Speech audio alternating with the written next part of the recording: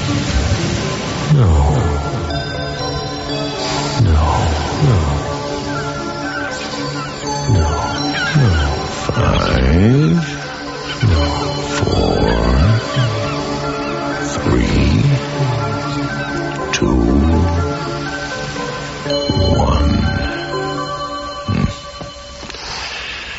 Well, Larry, are you back with us? Oh, yeah. Yes. Well, how do you feel? Fine. It always takes me a moment. Oh, sorry. Sorry, sleepy. You're relaxing, that's the idea. Yeah, I guess. Well, we still have a few minutes left. Is there anything further you'd like to talk about? No, I don't think so. Have you spoken to your wife since last week? No, just on the phone. We're going to have lunch. Are you looking forward to that? Are you kidding? Go to some restaurant where she can shout at me and start crying. Which disturbs you, the confrontation or the audience? Both. You needn't meet in a public place. If it bothers you, suggest a change. No, she won't meet me alone. Don't ask me why. Why? Well, I guess she thinks... who knows? I don't know what she thinks, what she wants. What is it you want from your wife, do you know?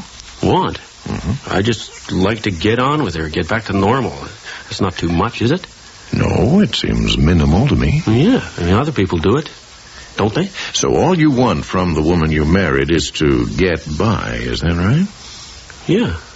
Why not? As a motive for marriage is pretty slim. Well, there were other reasons. And what were they? Ooh. No, you don't have to tell me, but I suggest you think about them before your meeting. Do you understand? Yeah, sure. She told me she's going to a therapist now. Maybe that'll do something. What do you... It isn't you... Sorry. No, go ahead. Well, it isn't you, is it? Pardon? You aren't her therapist. No, of course not. I would have told you. Right. I'd like to be a fly in the wall in that room. I guess. Have you had any trouble sleeping in the last few days? No. No trouble. Any periods of depression? No. Well, then, shall we adjourn until Thursday? Doctor, there is something I wanted to ask you about. Yeah. It sounds silly, but the other night I was asleep, dreaming, right? Mm-hmm. And in this dream, I was in my apartment, standing in the kitchen. Then, for some reason, I start throwing things off the table, newspapers, I don't know what all. Yes? And that was it. The dream ended. But when I got up the next morning, it was like I had dreamed. There were papers on the floor. Well, it's not uncommon that ambient stimuli are incorporated into a dream. If a gust of wind blew the papers off the table, you might hear that. But the windows were closed. I checked. So you surmised you actually performed this action while asleep? Yeah. It's possible. Somnambulism is not uncommon. Why did you find the incident so disturbing? Because I didn't choose to do it. No, however, it's not an unusual or abnormal experience. I don't think you need to worry. But we'll talk more about it on Thursday, all right? Yeah, I guess so.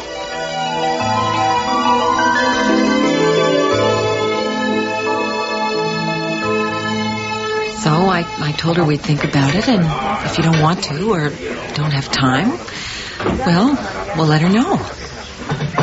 Okay? Larry? Huh? Is that okay? Is what okay? Oh, you weren't listening, were you? Here I am, talking away, and you haven't heard a single word. Cheryl. Oh, for God's sake. Oh, I don't know why I even bother to see you. It's never any different. I'm sorry. I've got a lot in my mind. You always have a lot on your mind. At least when you're with me. Let's not go into this again. Well, it's true, isn't it? Look, forget about lunch. Why don't you leave if you want to? This is a stupid idea. What do you mean? Go. I'll pay the bill. Why should I go? If you're not having a good time... You don't own the restaurant. You can't throw me out. I'll go when I choose to. Fine.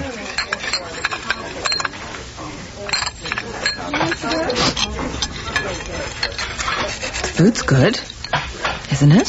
Who's noticed? I have. Good for you. You don't have to be nasty. When do you go back to work? A couple of weeks.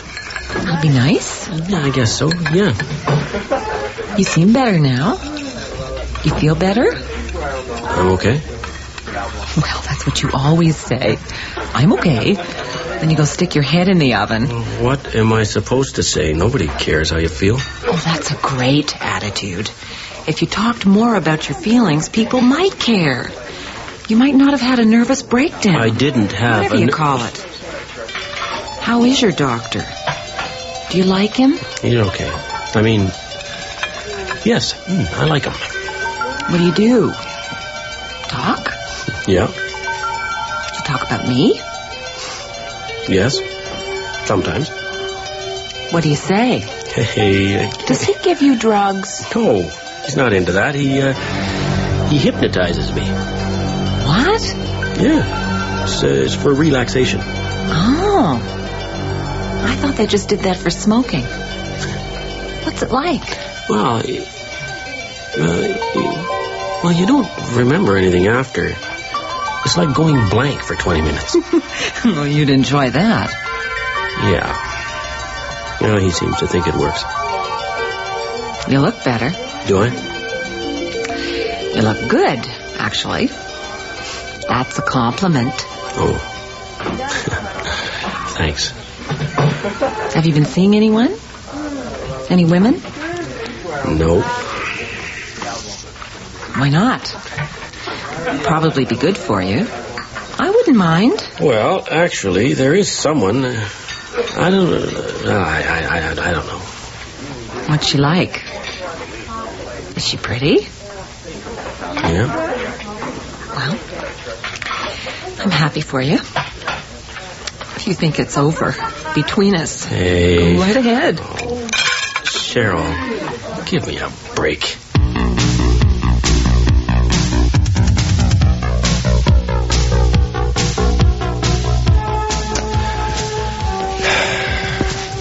So why do you take it? You sit there like a jerk while she lets you have it. Idiot. Where does she get off? Telling me what I look like, what I should do. If she's so together, she... Cool it.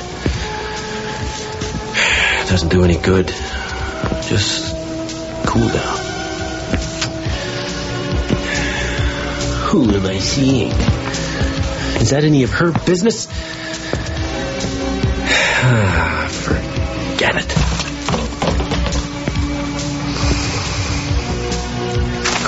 Christ, this place is a dump. It stinks. There's dust and old cigarettes over everything.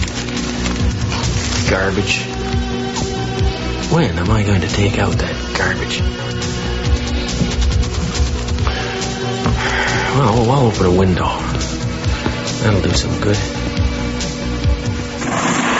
Where did all these dead flies come from?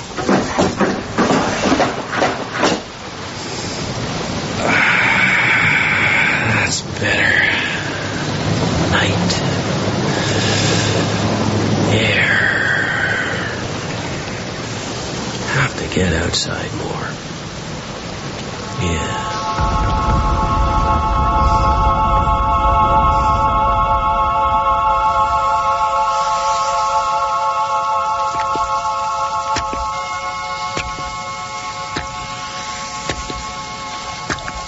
Asleep? Yeah.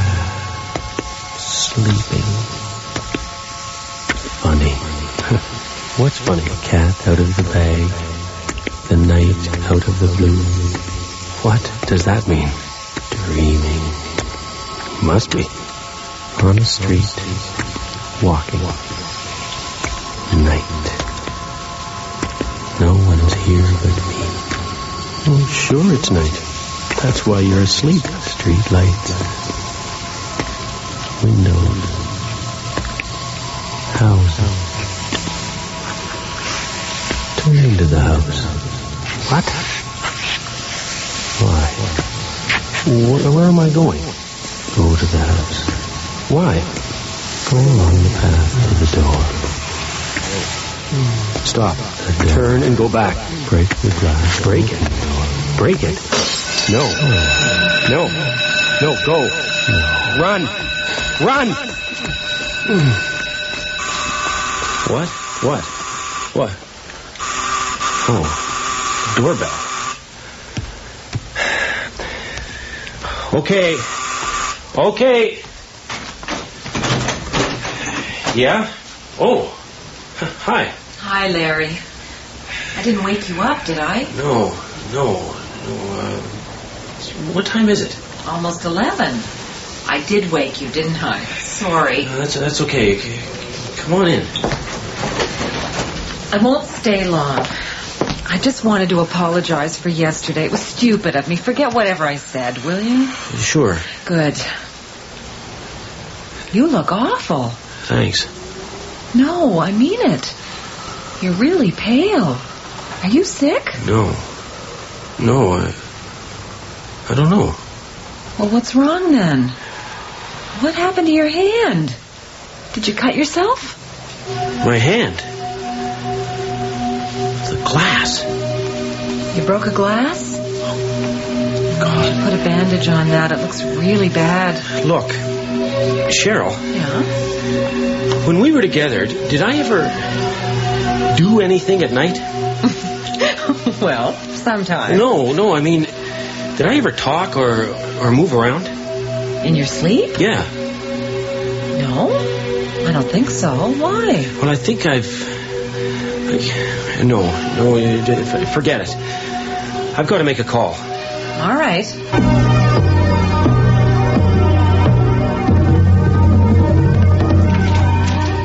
Larry, do you want to come in now?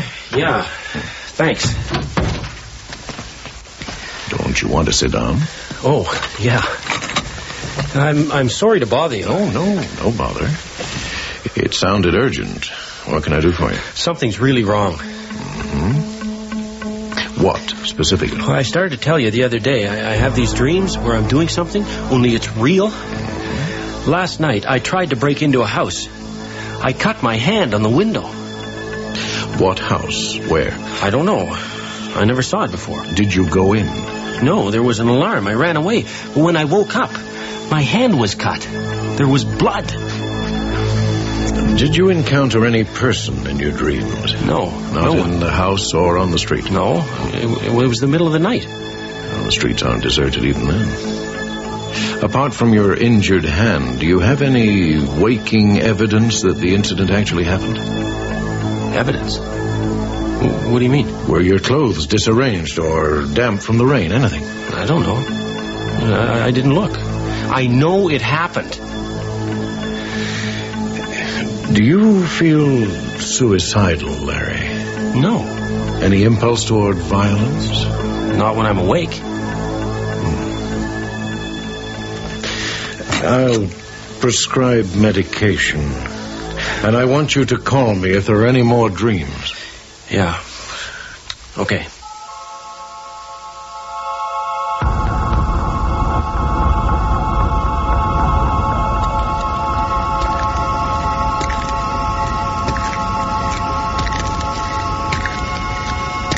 Night. Walking. Alone? Chestnut trees. Flowers. Old houses. Must be rich people. Where am I? Have you seen this street? No. New to me. Find the house. What house? Dreaming. Must be some story. There. This is it. What? Stop and look around. Where am I? I don't know this house. Open the gate. Go along the path. What? To the door. Quickly. No. Go in. No. Why? Turn the handle. No. Go in. No.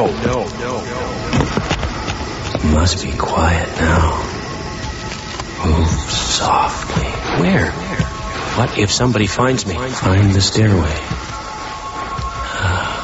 Go up. Where am I going? What am I doing?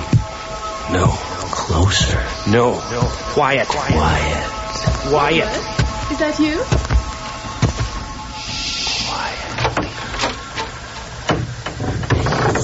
quiet. What? Who are you? Get out of my house. Get out! No! Leave me alone! Take me.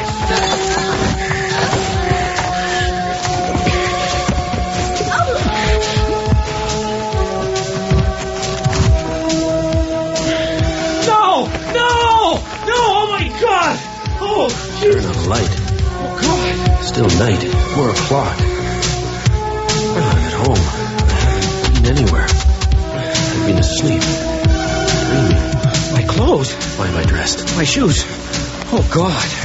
Telephone. Oh, God. Find the number.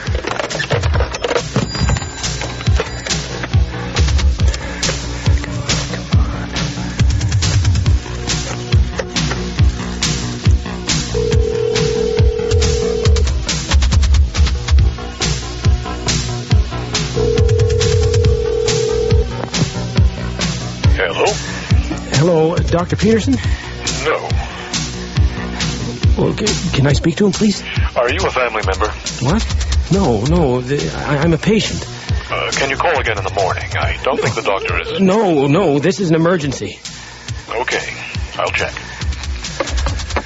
Hurry, please.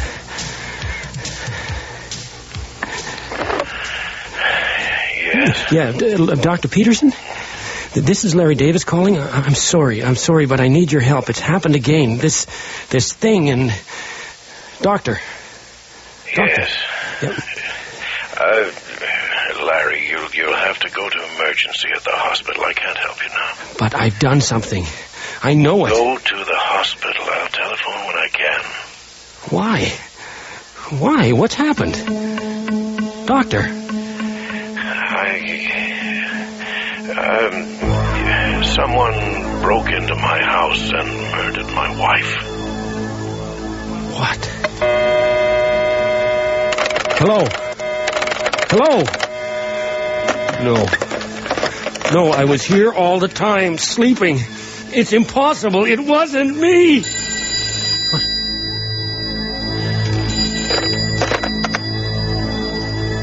Hello? Larry, where were you? I've been trying to call you all night.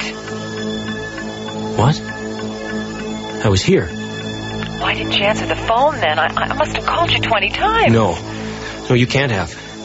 I was here. Asleep. Are you all right? You don't sound very together. Cheryl, I think I killed someone. What? A woman. I killed her. When?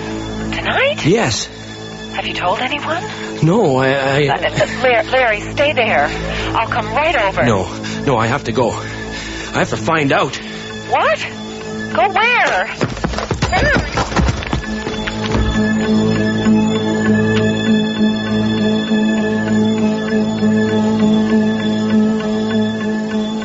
Doctor?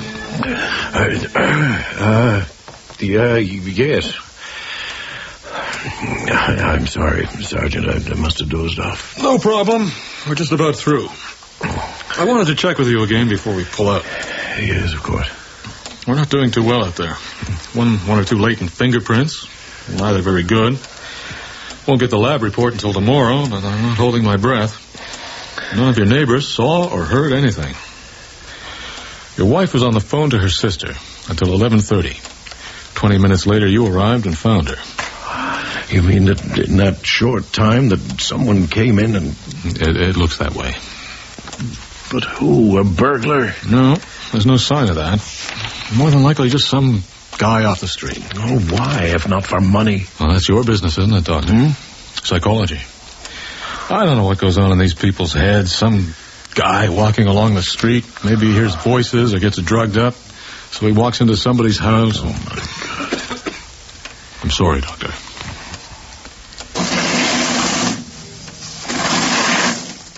Oh, it's getting light out there. Soon be morning. Sergeant, what is it? Probably nothing. There's a guy down the street. I noticed him earlier watching the house. One of the neighbors, I guess. You know? Yes. Okay. He's one of my patients. Yeah? You live around here? No. He phoned me earlier tonight. Does he usually come to your house? No, never. Maybe I better have a word with him. You want to come along? Yes. Now, does this guy have any history of violence? Not that I know of. He's a recent patient. Excuse me. Yeah, hello. I'd like to have a talk. Hey, come back here. God damn it, stop!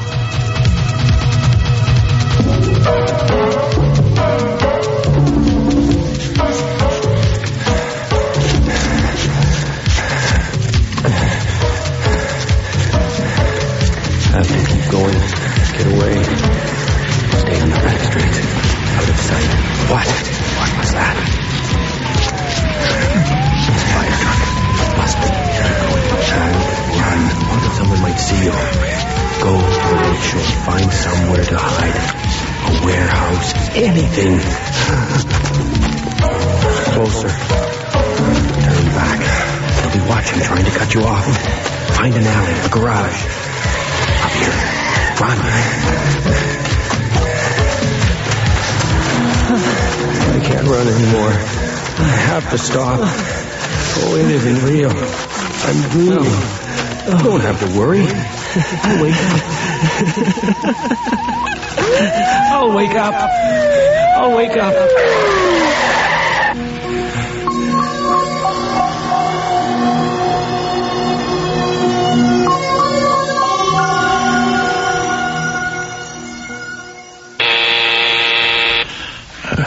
Yes? There's a Sergeant Pierce to see you, Doctor. Shall I send him in? Oh, yes, that's fine. Doctor. Hello. Come in, Sergeant. I hope you'll pardon the disorder. Let me find you a chair. There you are. Thanks. Are you moving? I'm taking a leave of absence for a few months. Time to adjust to all that's happened. Good idea. Where are you going? I fly to Los Angeles tomorrow and then the Far East. Great. Well, it'll be a change. What happens to your patients while you're gone? A colleague of mine's filling in for me, which prompts the house cleaning. My old files go into storage or to the shredder. It's been a big job, sorting everything. 15 years of my life. Yeah, lots of boxes. You like music, Doctor? Pardon me? All the tapes. Cassettes. Oh, no. No, I've taken to recording my sessions with patients. It's a precaution against malpractice suits, I'm afraid. You record all your sessions? Yes, that's right. It's not on now, is it? No. Well, that's interesting. Yes? I understand the probate's completed on your wife's estate. Oh, yes, last week. She was a wealthy woman. We were well off. Mm-hmm. Well, it's good to know you won't have any money worries on your vacation. Sergeant, I'm quite pressed for time today. Is there something specific you wanted to ask me? My lawyer has my itinerary. He'll inform me of any trial date. You won't have to worry about the trial. Mm-hmm. Our Mr. Davis has been declared unfit, shipped off to Penetanguishene. It'll be at least a year before he's reclassified, if he's ever reclassified. Well, then. You know, I had several interesting conversations with the guy after the arrest. I'm sure you know him better than I do. You're a psychologist and all, but he sure didn't seem like a psycho to me. Well, nor did he to me, Sergeant. I made a serious misjudgment, which cost my wife her life. Yeah, that's funny, too. Funny? Why would he kill her? Now, what did it get him? I wish I could tell you. Perhaps he wished to strike out at me, his doctor, by hurting the one I loved. Who knows? Nope. I don't buy that. Motives are motives, psycho or not. Pardon me? Did you ever hypnotize him? No, never. His wife said you did. I've never met the lady. And he told me so himself. Oh, well. Now, what did you tell him after you put him under? Did you order him to go to your house and kill your wife? Sergeant, I really am speechless. I did nothing of the kind. Well, I suppose you could prove it to me, couldn't you? With your tapes. Could you find his sessions in there? Possibly. Well, why don't you pull them out then? You can play them for me and prove your case. Or if you're too busy, I'll take them with me. Those tapes contain privileged information, Sergeant. Without a judge's order, I can't... Which I can get. Yes, I'm sure you can. Very well. I think I can find the material that you want. Yes. Yes, this carton has the tapes from the period in question. What? All of this is Davis? No. As I told you, the recorder ran continuously. You have all my sessions for the last 6 months. That should suffice, don't you think? Well, isn't there an index or something? The tapes are dated. Beyond that, I didn't anticipate the need. No, take them if you wish. You can return them to my colleague. Yeah. I'll do that. Thanks. You're very welcome. Here, let me get the door. Oh, good day, Sergeant. Yeah, sure.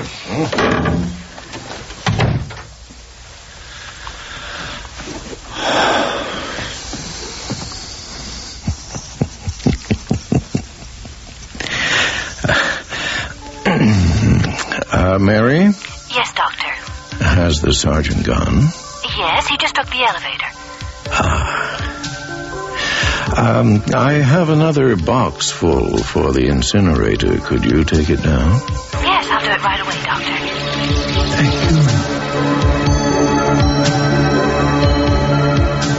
5, 4, 3, 2, 1. Well, how was that? Feel a little sleepy? It's to be expected. After all, we've had quite a session. Yes, we will return next week, your next appointment. But I warn you, it might not be quite the same. Things are seldom the same at the vanishing point.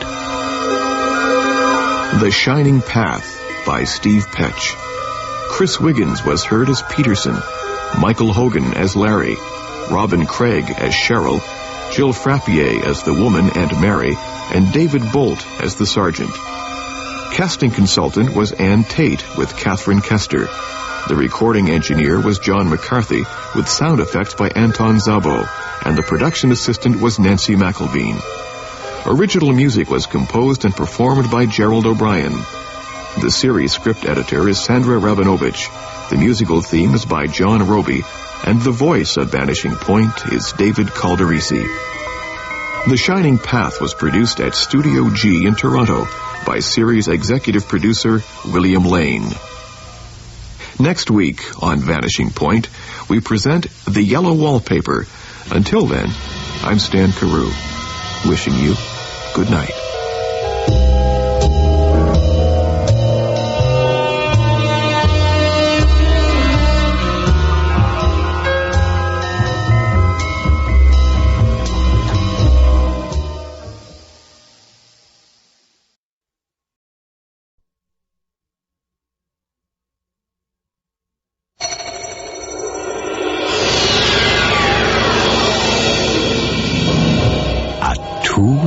Position in an exotic land, a cause for excitement, and some alarm. There is so little which is familiar, so much which is strange.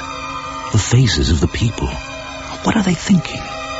What is it that they see when they look your way? Best not to stare. Turn your attention elsewhere, to that spot where there are no faces, no eyes to meet your own. The vanishing point.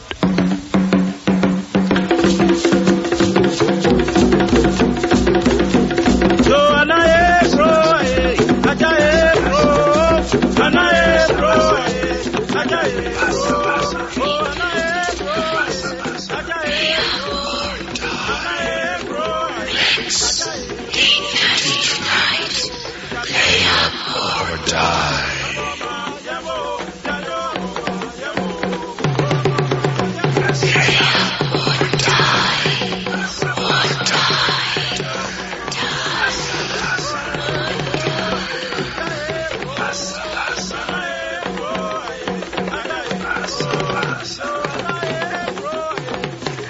I remember a saying they have in that country, although I can no longer speak it in their dialect. The traveler may tell all that he has seen on his journey, but he cannot explain it all. That is the way I feel about the story of Joseph's brother. I heard it from Joseph. I went to see the brother, and afterwards I saw... What did I see? I thought about it, and think about it still. But I do not understand. And I tell it to a lot of people. A bit like the Ancient Mariner, although not because I was directly involved, not because I have a pettiness to expiate.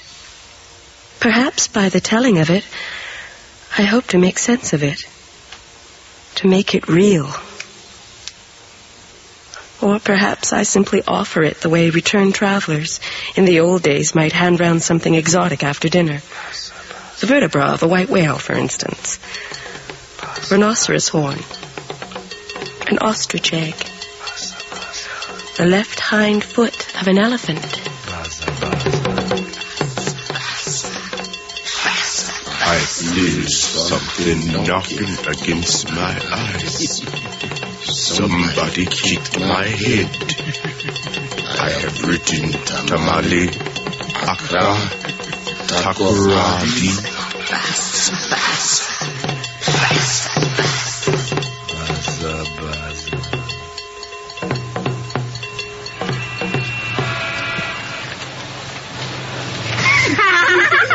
Sit down, you two.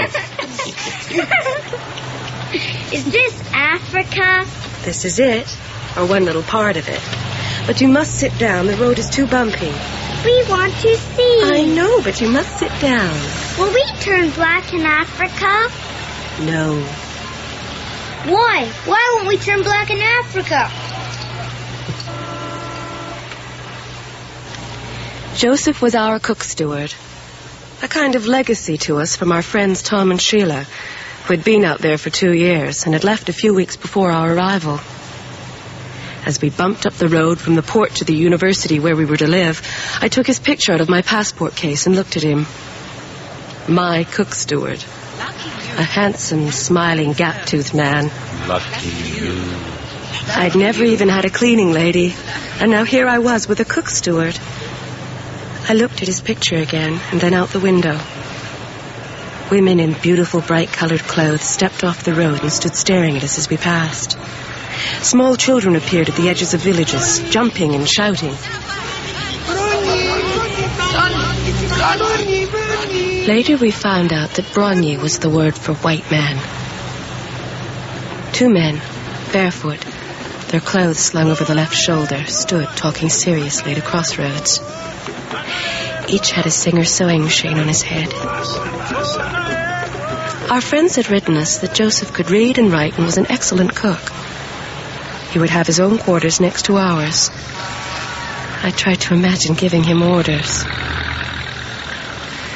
The huge trees of the rainforest towered above us on either side.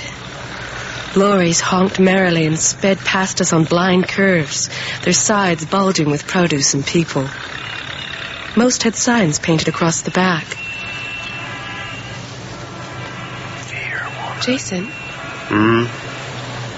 What's Psalm 100 about? That's the 3rd time I've seen that on the back of a lorry. I'm sure I don't know. Fear, woman. I'm glad you're driving. Nearly there. The Don't Mind Your Wife Chap bar. Tarzan Transport. Sam's Cold Store. Maybe we can come back into town tomorrow and explore. Hotel de Kingsway. Jason. What's the matter? There was something written on a blackboard outside that gas station. A message. It said, Rex, 8:30 tonight. Pay up or die. We were surrounded by taxis, lorries, walking figures, noise. All of a sudden, the strangeness caught up at my throat. What if our cook steward didn't like us and put something in our food? This wasn't the British Empire anymore. How did these people really feel about the white man, however well-intentioned he might be? The newspaper I had bought as we had left the ship had a long editorial on neo-colonialists. That was us. Jason, that sign. Oh, come on. It was probably a joke. Anyway, it's nothing to do with us.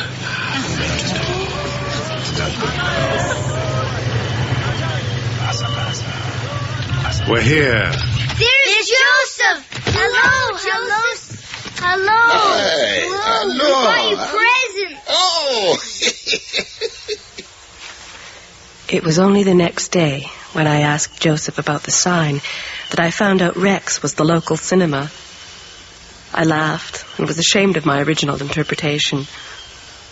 There was from the kitchen a rich smell of baked bread and ground nuts roasting in the oven. But every night there was still the drums, faint but insistent, coming from one of the nearby villages. They seemed to come at you from all directions. Every night, the drums. And some strange creatures screaming over and over again in a distant tree.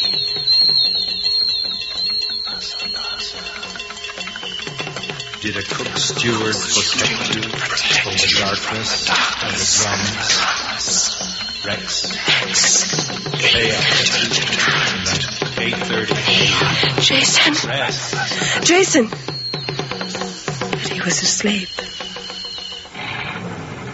Monkey, banana, cocoyam driver. Monkey, banana, cocoyam driver. Good Monkey, night. banana, cocoyam Good driver. night. Bye-bye. Bye. Bye.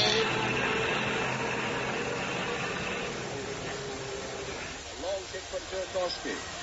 Headed away by Jack Charlton down to Nobby Styles. Styles with a long ball through to Ball, and Ball will run for all he's worth after this one. He turns You know, it in. Joseph, Can Hurst get a shot in? The chance. I could put the children on the bus. It's just that they seem to like you doing it. Yes, madame. I think you spoil them. Have you ever been married, Joseph? Had children? Yes, madame. But my wife a bad woman, madame. She no good at all. At all. And a child as well. I'm sorry. Where are your wife and child? In her village. Not far away from here. But she not be my wife any longer, madame. She find a new husband. When I went to her, she put something in my soup to poison it. I be sick for a long time. Sick proper. She tried to kill you? She poisoned my soup, madame. That's terrible. And will you find a new wife? I am talking to the daughter of one of the market women. But I think I do not have a lucky soul. Well, good luck to you, Joseph. I will keep my fingers crossed. Madame? It's a way of saying I'll be wishing you luck. We cross our fingers. I don't know why. Yes, madame. What do you like for dinner? Chicken, curry, stew? This last was a mere formality. Joseph had taken complete charge of the kitchen. He already had plans for dinner. He was wonderful. Perfect. Some of the other women had 4, 5, 7 stewards. They lie, they steal, they import their wives and their raggedy pickings. It's not like the You don't know how lucky you are? No. You're one of the lucky ones, my dear. You don't know At 11 o'clock each morning, Joseph would bring me a cup of coffee and we would enjoy a cigarette and a gossip together. Mostly gossip about the university compound. So-and-so was a bad woman. She could not keep a servant for more than 2 weeks at a time. Veronica, the pretty nurse, girl next door, was no good at all. the daughter of the market woman, had thrown his gifts on the ground. Generally speaking, he seemed to feel that women were no good at all. Then he would ask me, what did I want for dinner? But most of all, he told me about his brother. Hey, madame, my brother. Madame. Joseph's brother was a lorry driver on the Cape Coast, Accra Road, and a great hero to Joseph. The boss of the lorry park was a brother as well, but by a different mother and much older. It was a good job, if a dangerous one, and the brother had nearly enough saved to buy a sheet iron roof for his house. To Joseph, his brother lived a life of adventure and thrills. If the conversations flagged, I would say, well, Joseph? Madame? How is your younger brother? Eh, madame. As he told his new tale, our steward's hands would clench with excitement. He would grip an imaginary wheel or use the broom as a stick shift, explaining to me yet again that the Cape Coast Road, madame, be the sweetest road in this country. Paved proper and with a fine breeze blowing across from the sea. What happened? No. Is that the one? Joseph imagined himself up front in the driver's seat, laughing with the mate, honking the horn, scattering women and children, goats, chickens, all manner of lesser creatures, passing inferior lorries on dangerous curves, and at equally dangerous speed. Watch out, ma! Watch out!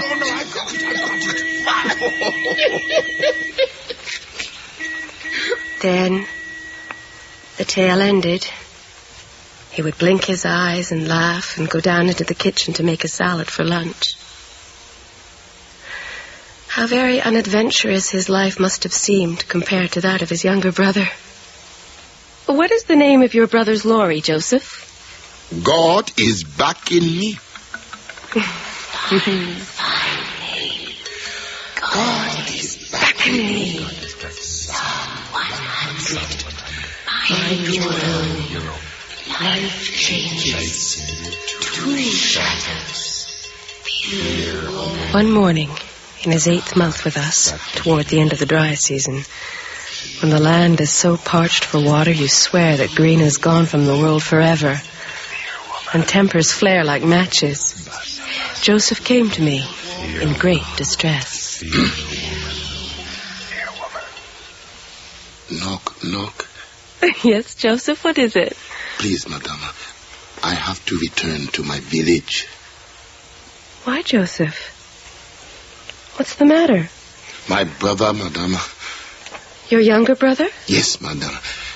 They say he be sick proper. Fever? Yes, madame. Well, what can you do? Please, I beg you. I must go. You won't be back. You don't have to beg me, Joseph. Of course you can go. Come back as soon as you can. Rubbish about brothers and fevers. Don't say we didn't warn you, woman.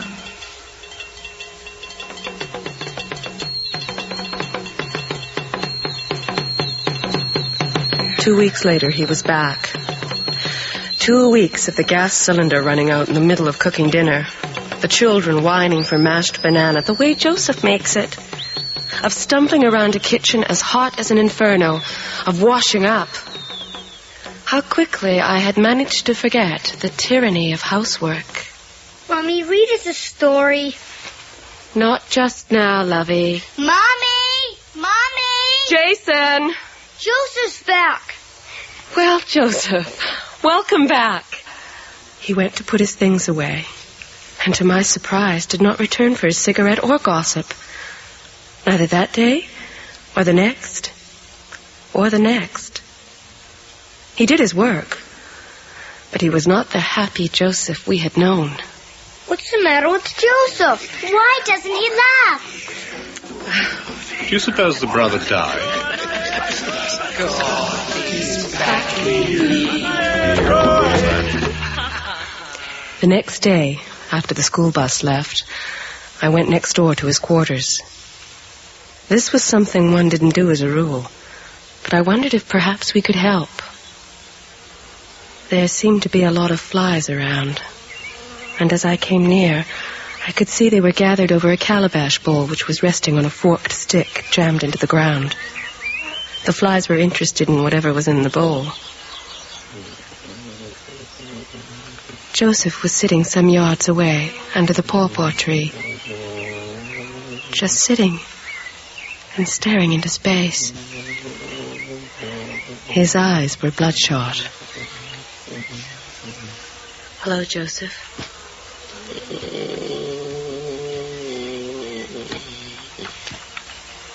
Hello, Joseph. Would you like a cigarette?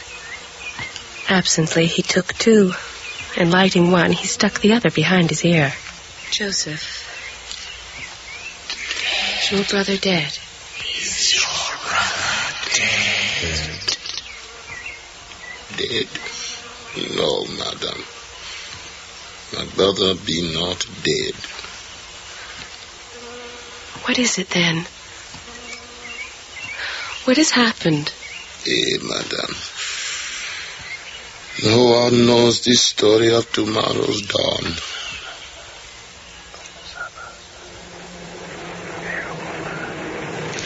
My brother was driving his lorry from Cape Coast to take him on a certain Monday night. He was very late, madam, and the lorry was nearly empty. As he was driving along, a woman waved him down from the side of the road. He stopped and she got in.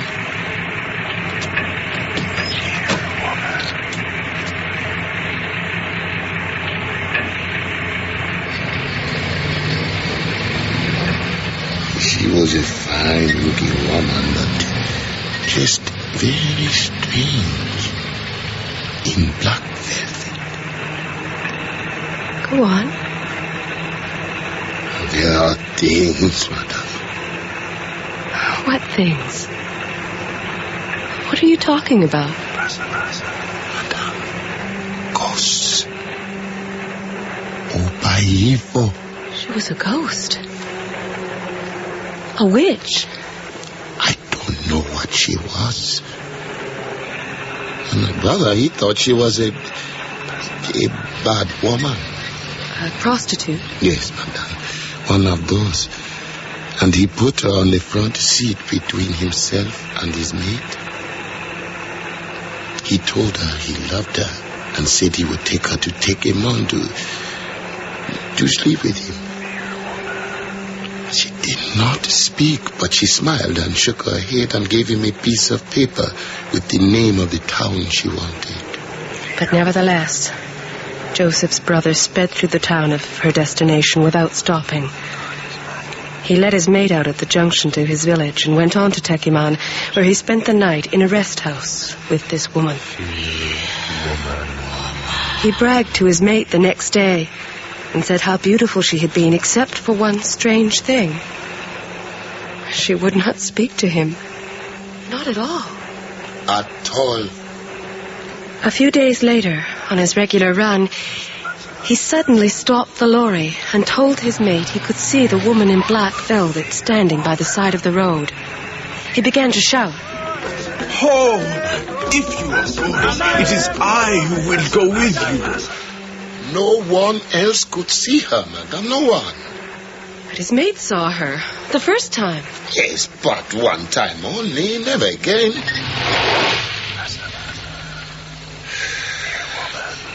It happened again the following Sunday. Oh, if you are going, it is I who will go with you. When an elder of the village was consulted, he said the woman must have been a witch, and he made some medicine for the young man to bathe in. The next morning he appeared quite well and set off on his regular run between Cape Coast and the capital. Just beyond the town, he again saw the woman in black velvet. The woman in black velvet. He shouted. He stopped the lorry and began to weep.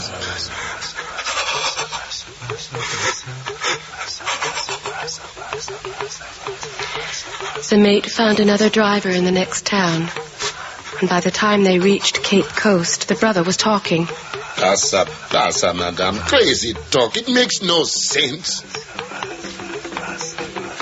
That's when they sent for me. He did not know me at all. We go from shrine to shrine, madame, from priest to priest. Nothing is in his body. There's nothing anybody can do. And so you came back here? Yes, madame.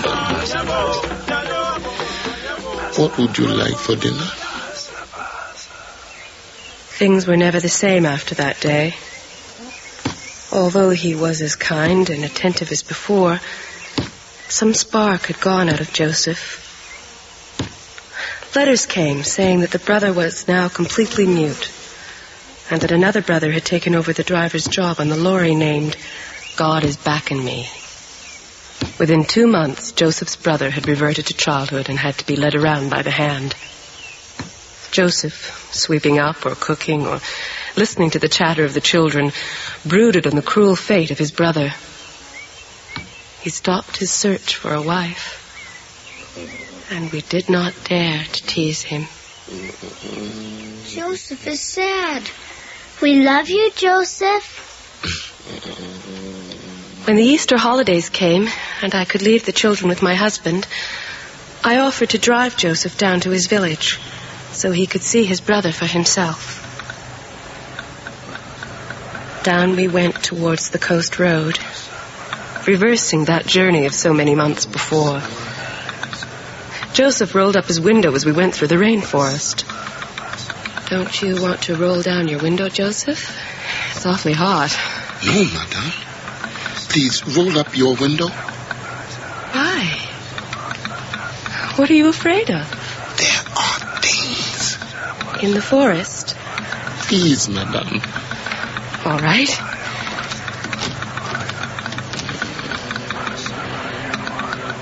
Other than that, he hardly spoke the whole way down.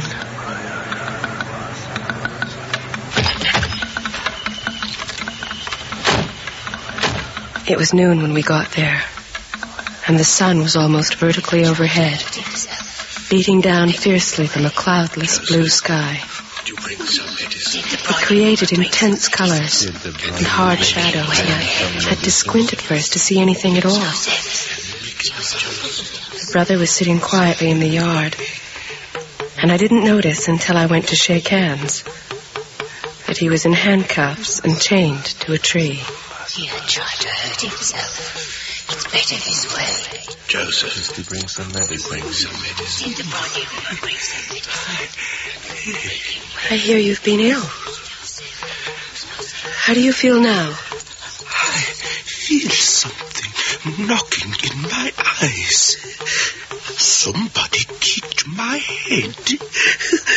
I have written Tamale, Accra, Takoradi. One city is worth 100 pesawas. As for the woman in black velvet, he said that he did not recall her.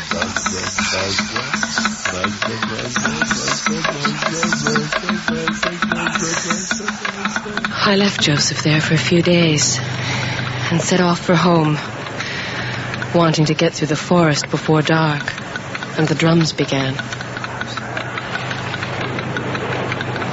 It was a relief to drive with the windows rolled down, and to think that the rains would soon begin again. We'd been here nearly a year. Only one more year to go. There were too many things here to make me nervous. Too many things I didn't understand. And then, from the deep gloom at the edge of the road, a figure detached itself, held up its hand, smiled at me. I did not stop. Would you?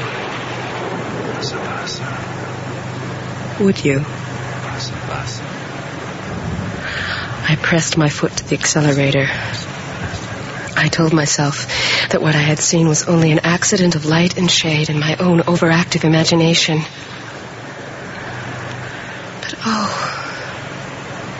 she was beautiful. If the brother had to suffer so, why could he not at least have kept the intensity of his illusion? As for myself, I never saw her again. It is the path you do not fear that the wild beast catches you on. It is the path you do not fear that the wild beast catches you on.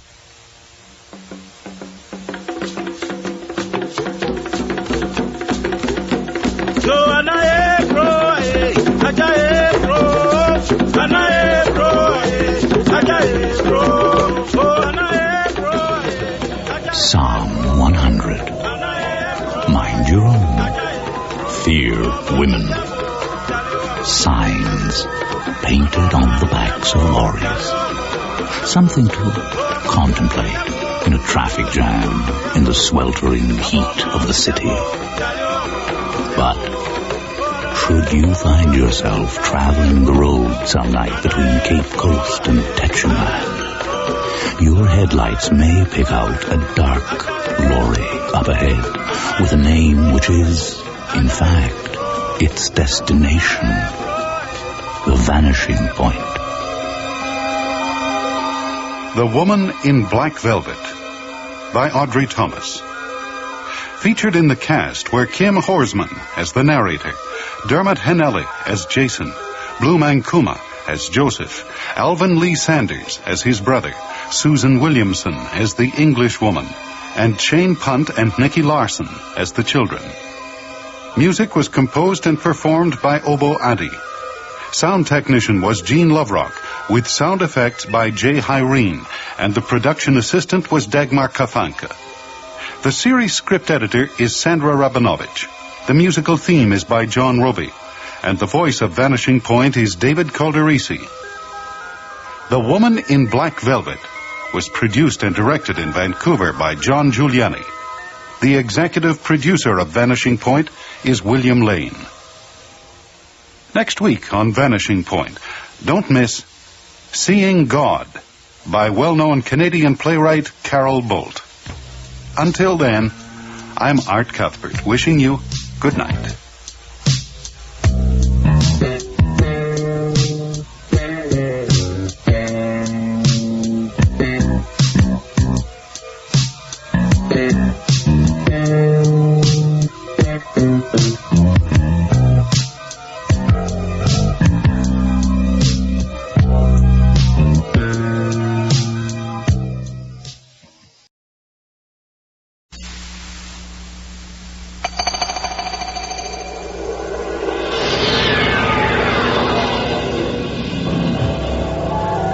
Three girls on an island in the Aegean Sea, looking for a good time.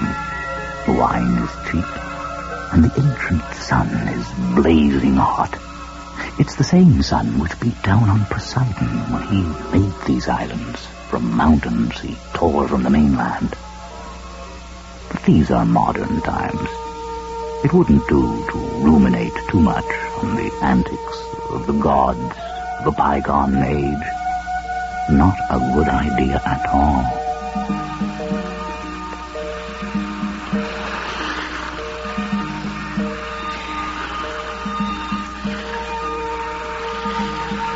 Seeking shelter from the noontime sun, Eumolpus made his way to the temple of Poseidon, where he meant to sleep in the shade of the sacred poplars. Scarcely had he entered the precinct when he noticed a comely youth descend the temple steps and turn toward the shore.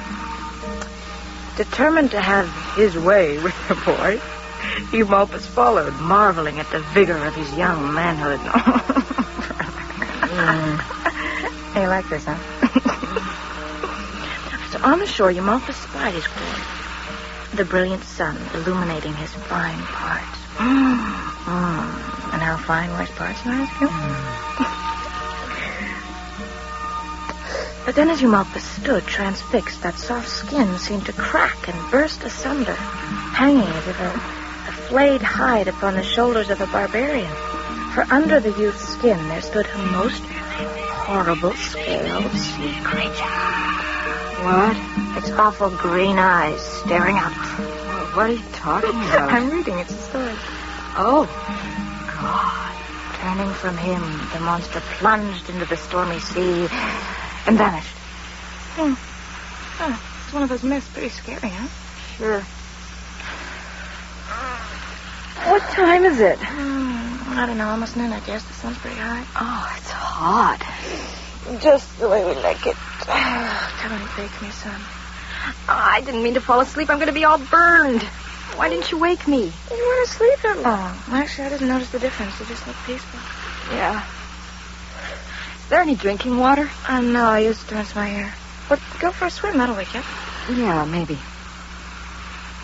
They were pretty strange, those old Greeks. All that stuff about men changing into wolves and gods appearing as birds and monsters. It's hard to believe it's the same people who built all those marble temples, don't you think? What happened to Teresa? Did she go? Yes, back to town. She went to look for that guy, Jeff or whatever his name is, the Australian. From the restaurant? I don't know why she didn't just stay with him last night. Better than waking us up at 4 in the morning. Didn't you hear her? No. Oh, she woke me up. She seems nice, Jeff. Well, we'll see.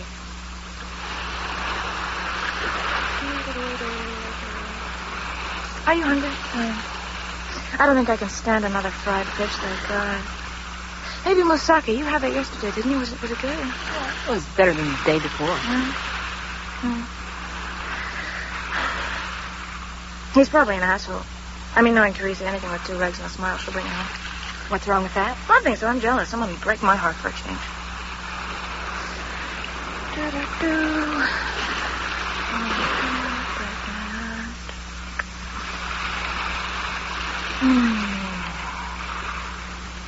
If I throw a pebble into the sea, do you think some god will rise out of the water?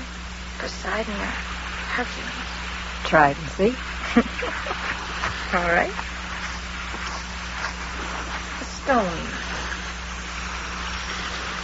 How far should I throw it? I don't suppose it matters. You mean there's no special technique? Oh, great Poseidon, your worshipper calls you. Come forth. Yeah. How long is this going to take? Give him time. Oh, God, this water is freezing. How can it be so cold when the sun is so hot? It's not bad. Okay, are you going in? I think I'll walk down the beach a bit. Okay, well, don't get lost. Nope.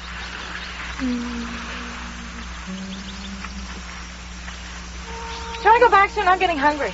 Okay. You know, maybe we should try that other restaurant today by the pier. Something sort of good.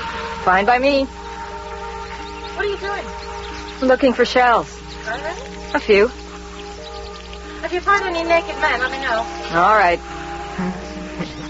Sure, I will. Ocean, beach, mountainside. Perfect. Olive trees, brush, white rocks. What?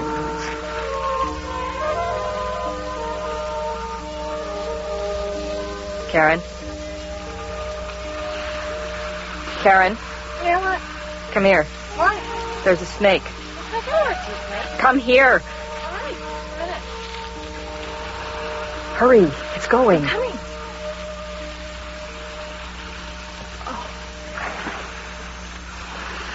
So where is it? What's the matter? Did it bite you? No. Huh? It went into the water. Into the sea? Yes. I saw it on those rocks. Just the head at first. Then it went across the sand and into the water. It was big. Can snakes swim? They must. Well, that's the last time I'm going in. Do you want to go back then to town? Or? If it's underwater, it'll have to come up. Oh, come on, Mary. Who wants to wait around for a snake? You didn't see it? No. It was big and black. Yeah, well, let's go.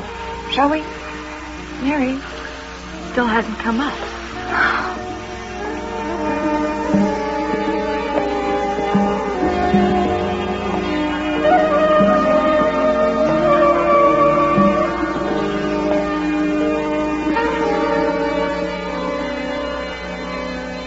So, anyway, I'd been swimming off the rocks, and then I stopped for a rest, with my legs hanging down into the water. Mm-hmm. And after a minute, I felt something brush against my foot. Well, I figured it was seaweed, but I looked down, and it was an octopus sitting on my foot. Oh, my God. Yeah, I saw this tentacle curling up around my leg. Gave me quite a start. I'll bet. Did it bite you? No. I yanked my leg up, and the octopus fell off, swam away. It wasn't a big one, you know, a foot or two across. Oh, that's awful. Did it happen here on the island? No, this was in Napoleon, on the mainland. But they catch octopus around here, too, so watch out. I certainly will. I don't like those famous creatures. What were you doing in Napoleon? Traveling around. I got picked up by a group of American tourists. They took me on their bus, put me up in a hotel. So it's great. Boring sometimes. They were all pretty old. Where'd you go? The usual route. Delphi, Olympia, Epidaurus. Is Delphi nice? Sure, it's a pretty spot. Jeff knows a place we can stay if we want to go. Yeah? Yeah, a little pension. Cheap place. A nice old guy who runs it. He likes the English girl. Oh, yeah, well, we've had enough of that, thanks. Yeah? You get hassled a lot? Enough, yeah. It's not so bad here. In Athens, maybe. Yeah, Athenians think they're hot stuff, eh? It's like a different country coming to the islands. How long you been here? 6 months, I guess. And 3 before that in Naxos. A long time. It must get pretty boring all alone in a small island. No, not fun for me.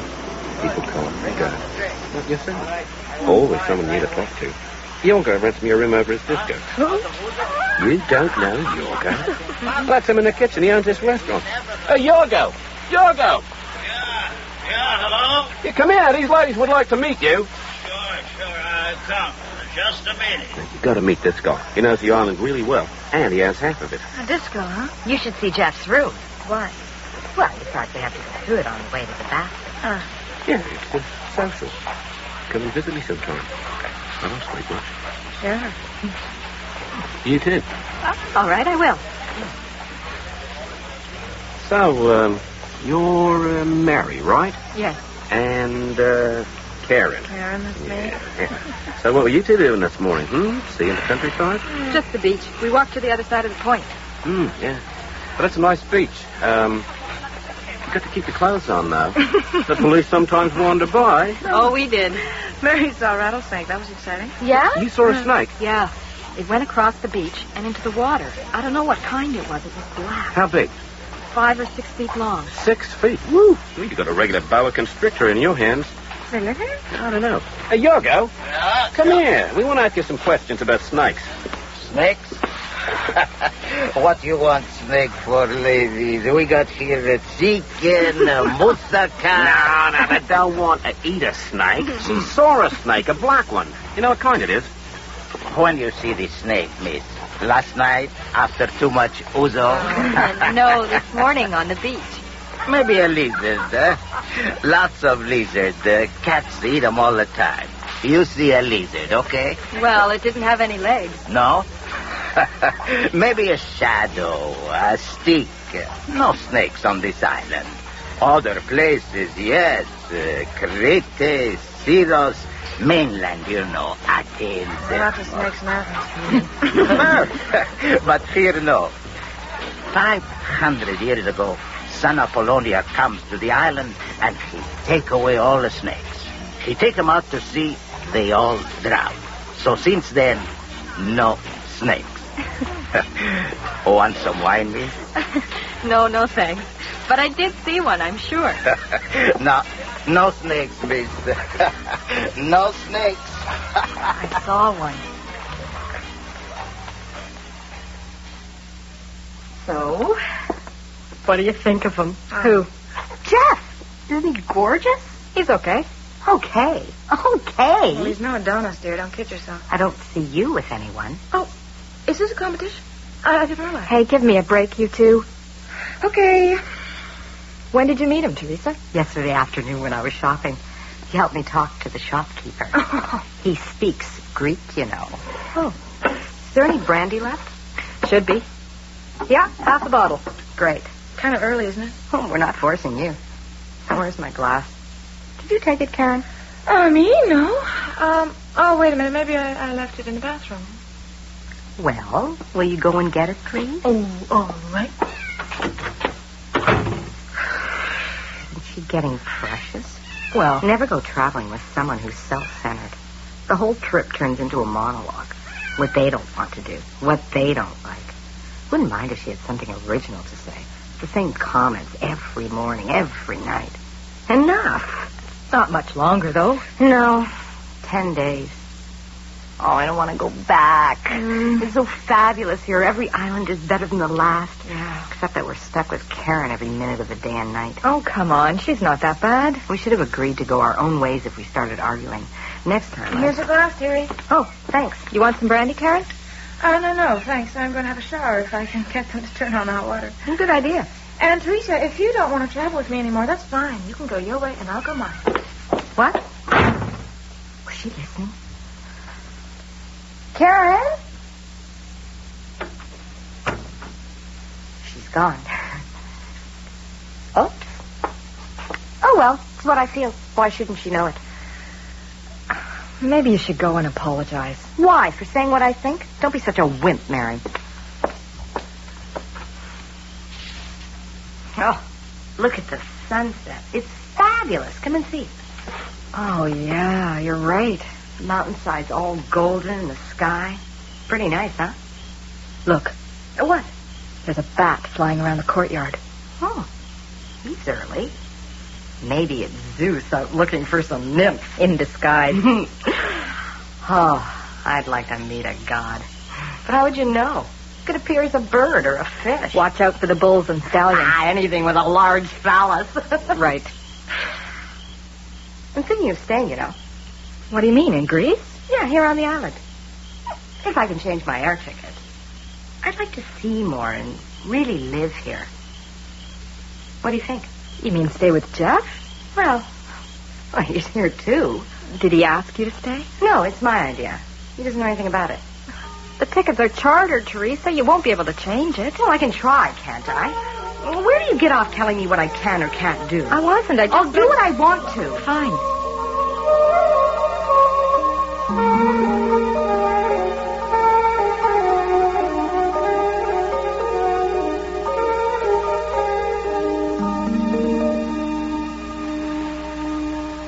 Is this it? What? Well, aren't there more galleries or another floor? No, I think this is all. Some museum. Well, it's a small island. Yeah, but there was an ancient city, wasn't there? I mean, it's hard to believe they left so little. The best thing is go to Athens. Oh, yeah.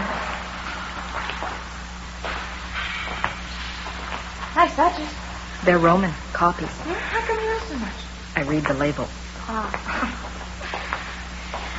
God, I've got to quit smoking. You feel like a slob. All I ever do is smoke or eat.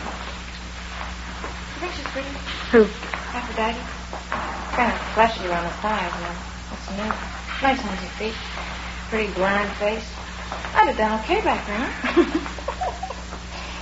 I bet all the men didn't look like Zeus, though. Poseidon.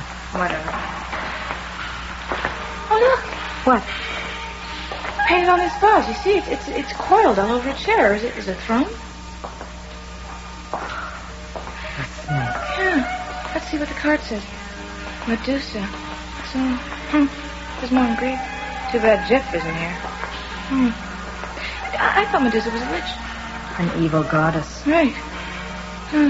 Anyway, it's a big black snake. That's what I saw.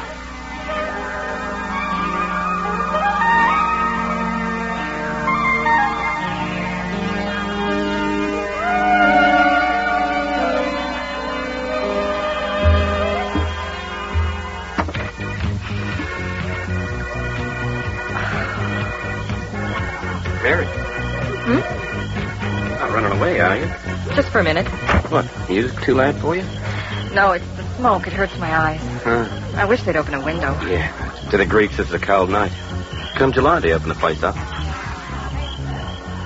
nice out here. Music sounds better, too. I'm getting a bit sick of that old Rod Stewart. Could go upstairs. I've got a nice little balcony. Oh. No, thanks. Sure? It's a great view. Some other time. Are we leaving? I don't know. Are we? Oh, I sure can't dance anymore. Maybe we could have some dessert sometime. I think it's too late. Yeah, restaurant's closed. Oh, well, let's find something to do. I can't go to sleep yet. Where's Teresa? Teresa, come on, we're going. Did we pay? Yes, we did. Well, we could go down to the water.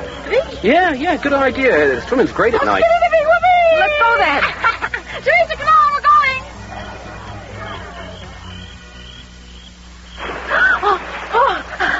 Well, how is it? Really nice. Cool, but Well, I'll take your word for it. Best to leave your shoes on in case you step on a rock or a sea urchin. What's this? Nobody mentioned danger. it's getting colder out here. You have to find a warm spot. Oh, look. But the water is glowing. Wow, whenever I move, it glows. Yeah, it's luminescent. What's this? Oh, look at it. All underwater, too. It's amazing. Well, come on out. It's lovely. Oh, yeah? Well, I'll give it a try. Oh, not bad. Well, aren't you coming in? No, I don't think so. Why not? You feeling sick or something? No, I feel great. Wonderful, isn't it? Dark air, water. Look at the mountains.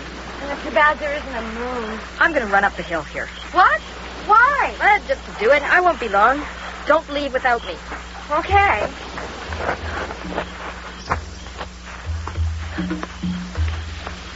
Is there a path? Yeah, sort of. Mountain climbing. Be careful, eh? I will. Now it's ready. Ow! Are you all right? Yeah, I just tripped. What? I'm okay. Now, pass. Yes, isn't it? So dark. What's this? Ow!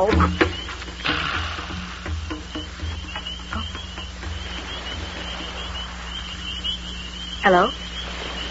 Someone there? Yes. Good evening. Oh, I'm sorry. I didn't mean to intrude. No. Not at all. It's so dark, I couldn't see where I was going. I must have lost the path. Ah, yes. It is dark. Why don't you sit down and rest? There's a rock beside you. Oh, right. Thank you. Warm the rock. Yes. From the heat of the day, which stays warm most of the night. That's great. It's really pleasant. Yes. I like to lie on the rocks at night, to feel the warmth and watch the stars. Me too. Is this home, then, the island? No. But I am a frequent visitor. You're lucky. This is my first time. I love it. I love all the islands, really. And the sea.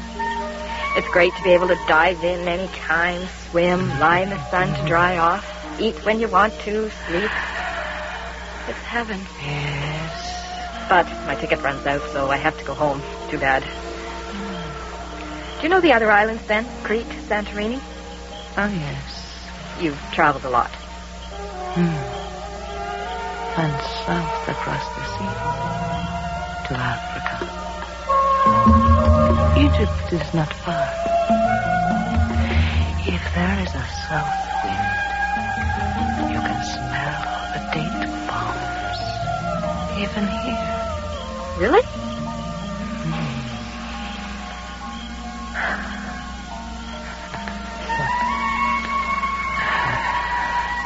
So, can you taste that? No, just air. My senses must be very dull. It's funny. I can hear your voice so clearly, but I can't see your face. My skin is very dark. From the sun? Yeah. I looked in the mirror the other night, and all I could see were my teeth and the whites of my eyes. I don't know why I'm talking so much. When I'm with my friends, I never get the chance. Do you have children? Yes. But they are not with me. Ah. It's great that you're free to come and go, and... I'm sorry. Do you mind me asking so many questions? I don't even know you. Well, you have found me. Ask what you wish. Ask what I wish. Yes. I'll go on and on. Yes, this is perfect. Everything. I wish, yes. I wish I could dive into the sea and come up in Africa. Did I say that? Funny. Well, I could think about it when I'm back at work, daydreaming. Perhaps you will have your wish.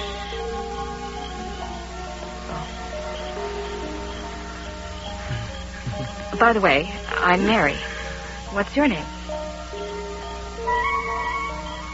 My name? Yes. Unless you don't want to tell me. That's all right. Oh. What is it? I heard something moving. Maybe a lizard. No. It was only me stretching. Oh, but it didn't sound like it. There it is again. I'll see if I can...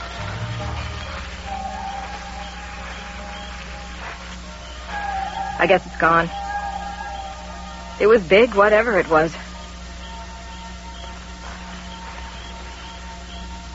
Are you there? Hello?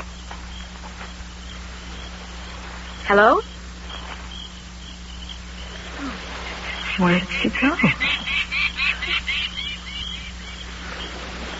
Mary? Mary! We're going. Yes, I'm coming. But where?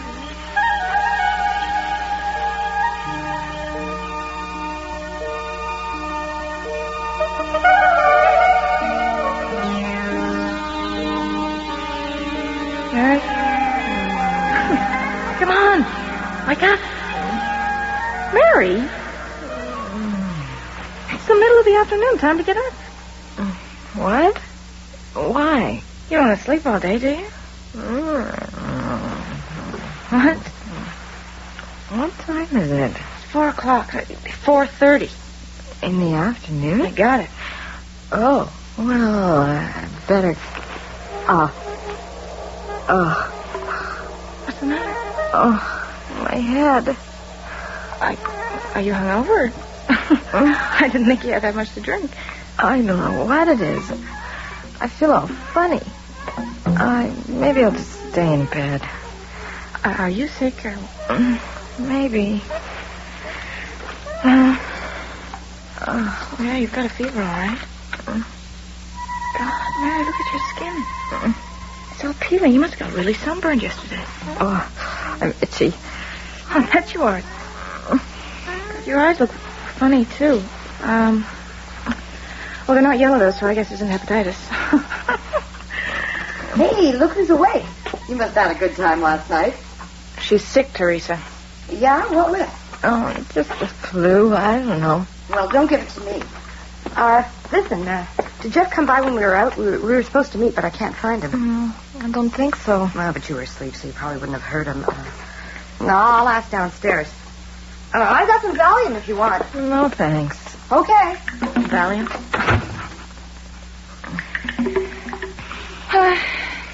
It's not a great day. The wind is really blowing. Sand everywhere. It's too rough for the fishermen to go out. Want me to get you something to eat? No, thanks. Maybe I'll just go back to sleep. Yeah? You sure don't look great. Thanks. I could get a doctor. Oh, no. Okay, well, sleep tight. Oh, well.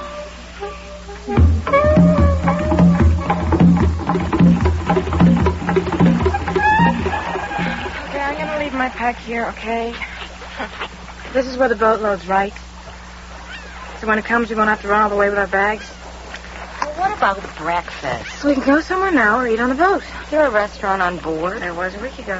Food's probably awful. Well, let's go and eat here then. I don't have time. The boat's supposed to be here in 5 minutes. Well, I don't see it. What do you want to do, Mary? I'm easy. Yes, I know that, but you want to go and eat? I guess not. How are you going anorexic? I can't believe it. I'm just not hungry. Yeah. Morning. Sun. Water. It's beautiful, isn't it? What? The day, the sea. I don't know. It looks like any other day to me. What do you think, sweetie? Can't you shut up for 5 minutes? We're touchy this morning. Not a great farewell to your lover? Just shut up. Okay, sorry. Did you say goodbye? No. Bastard. He was asleep when I went by. Some Swedish girl answered the door. Oh, summer love. Right. Water. Cold. Clear. Long rays of sunlight. And I really need you to tell me flashing a whole lot. The air. Fresh. Sweet. Hey, Mary, you still with us? What? Oh, God, you're turning into a zombie. Are you still sick? No, I feel wonderful. Fine, I mean. Yeah? I just noticed that sweet scent in the air. It's the date palms in Egypt. What? I think this trip has affected your brain. Can't you taste it? Sweet. All I can taste is last night's cigarettes. Slide across the meadows toward the water. Wait, that's it. Isn't it our boat? There is only one. Oh, it's almost on time. Amazing. I wonder if we'll meet anyone on board. Anyone interesting. I'm sure you will. Should we buy anything? Cheese, wine? What do you think, Mary? Yes? What are you doing? I just want to look. Look at what? Mary! Hey! What happened? She just went into the water. What? I can't see her. Mary! Did she fall in? What's she doing? Mary! We better call someone. Just help! Mary! No! Oh, my God! Help someone! I slide across the sand, put my head into the water, and dive to the bottom of the salt sea, to the dark, to the cruel.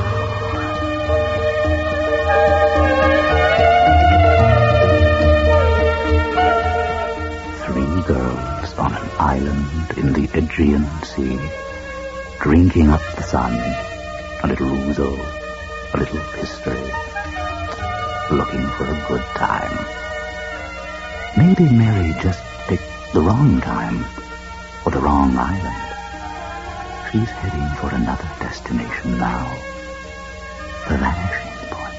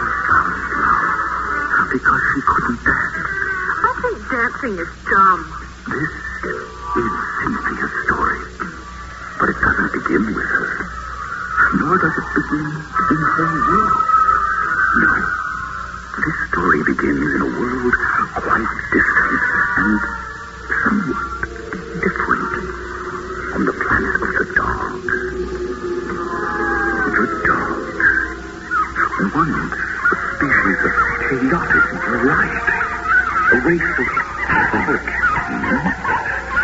Now, homogenized by the alien sex offender into one lowly town and bound to him, slave of love.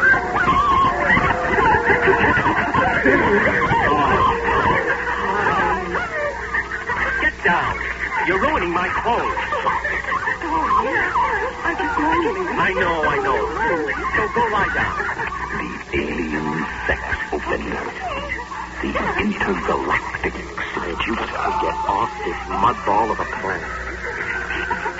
Banished from his home solar system, now master of the dog. Stop that. You're disgusting. You never used to talk to me like that. Yeah, well, things change. Not for dogs like me. I still love you. I'll be your dog forever. That's it. Get out of here. No way am I doing eternity with that sniveling excuse for a dog. Yes. Cynthia's story begins here on the planet of the dogs, where a desperate alien scans the universe with his deep space vision, searching for a new world to make his own. Ah, the universe. Getting bigger all the time. You've got to keep your eye on it. Pan left. Wait, what was that? Do me.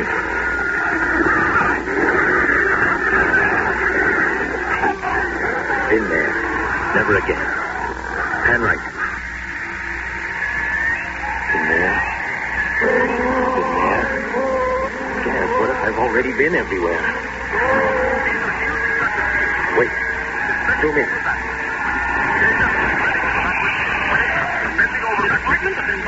I knew one. Pretty chaotic smear. Could be a little hard to handle. What's that? I'm picking up a vibration. Now, who is this? Said he's going for a cigarette. Did I need anything? Not that far to the mini-mart. So how'd he lose his way?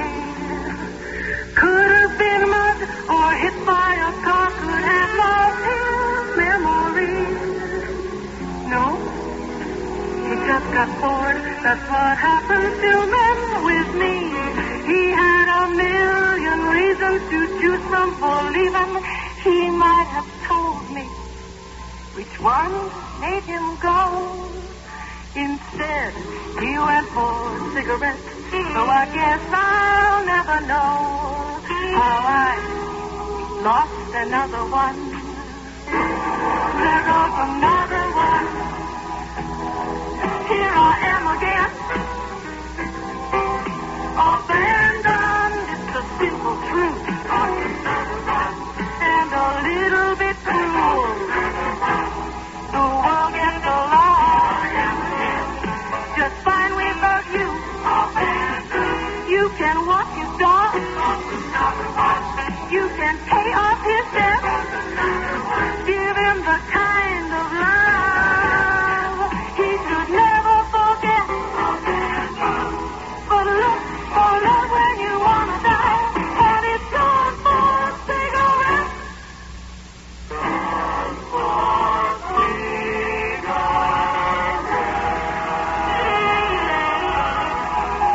Nothing he could have done would have made any difference. It's in the cards. Cynthia loses. Cynthia. Why fight it?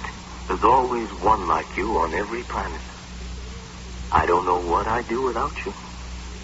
I know you can't hear me yet, but I can picture you from happier days. It's true we've never met, but I remember anyway. Let me tell you about yourself. Reawaken your dreams. Let me tell you about yourself. I bring sweet memories. Sweet memories. Remember, the pain in being 19. The push and pull in your body was frightening. The stick of the boys that was shot down with lightning. Somebody take me away. Take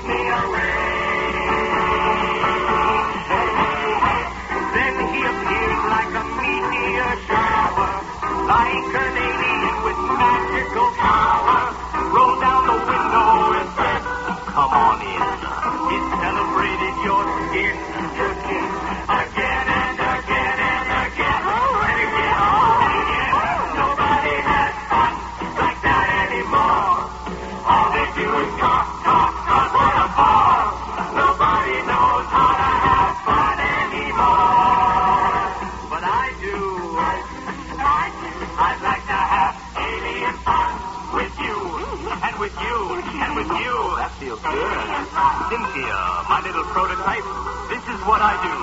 I take a fistful of your thoughts and I cast them like seeds, let them spread like weeds, until every one of them's you, and you're all down on your knees.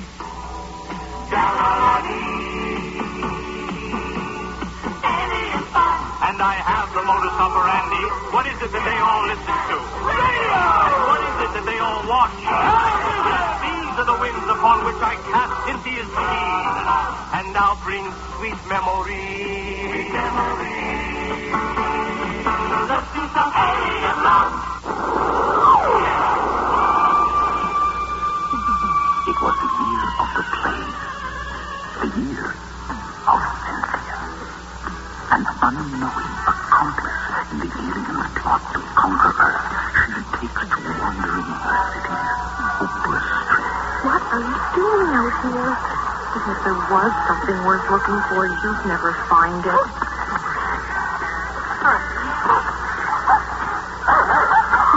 Everyone in this dog is out tonight. You can hardly move. I hate the subway. Sure, west. Why not? You're nothing but driftwood on the seas of life anyway.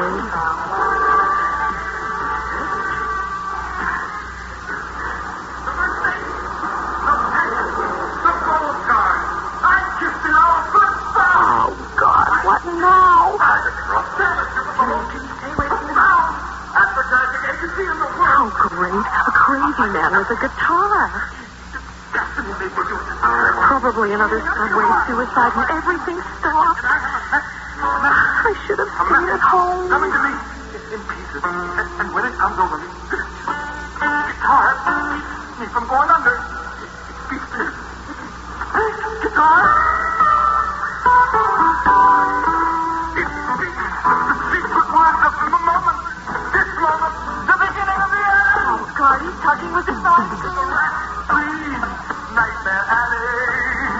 Please, the rabbit, to meet your face. The rabbit never saw it coming. And when it disappeared, it was much too late. It's just a nightmare. It's a rabbit today. Wake up in a world of zombies. The night of the living dead. Guy is fucking crazy. No kidding. Wonder what I'm missing for. Wait a second. Could it be these are the zombies? Speaking metaphor. Rabbit life was never easy. I think I'm getting ahead. It was a rat's world right from the start. Now all the rats are gone, but oh, the irony. What they leave behind just enough to break your heart. And our piece of a vision. He caught on the street. A devastating vision. Our piece of a vision. I think I'm afraid. Can we do something? No. It's too late.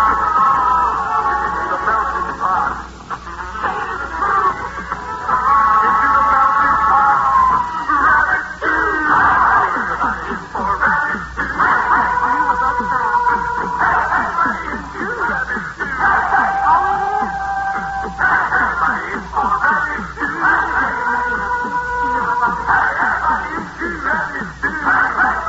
Finally, it's a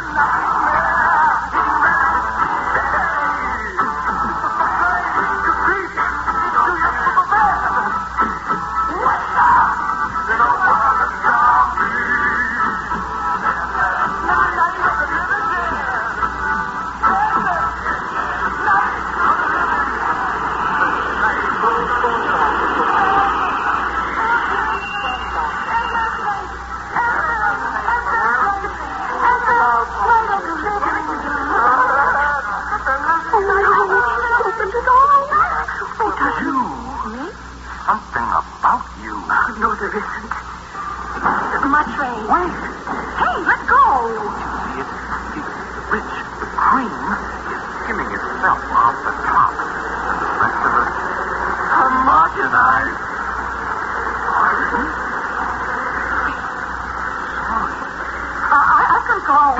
be a rabbit. Dance. What? You've got to dance the total tango while I play this guitar. Harry, I don't dance. Escape your destiny. What if I want? You will let the world fall to the plate because you're afraid to feel what's inside you. Well, maybe there's nothing there. I'm really very inconsequential. I mean, it doesn't matter what I do because it goes like that. When it wants to, it goes like that. There's nothing you can do. Doesn't make sense. It doesn't have to, it just goes like that when it wants to. Today it's a good light, tomorrow it's a dark light. The tide rolls in and the tide rolls out. It doesn't make sense. It doesn't have to, it just goes like that. Now please, leave me alone. Hey, Farmer! We must leave this place. No, I'm taking the next train. How have you been? How's the guitar coming along? We couldn't help but hear your girlfriend's song. Sure could. Go away. Come on, Simon, don't be like that. Hey, what's up, Bob? You kicked my guitar. Sorry, I didn't see it. Better grab it before it gets run over by a train, right, Bob? Right, Bob. My knee! Oh! That's a great song. Yes? He really resonates. God, my voice is broken. I don't know what to say. Neither do we. This isn't just another deal for us. We believe in you. And if you let us, we'd like to take you to the top. We're talking radio, gold albums, Broadway music, the films, the biographies, commercials. What do you say? Take me away.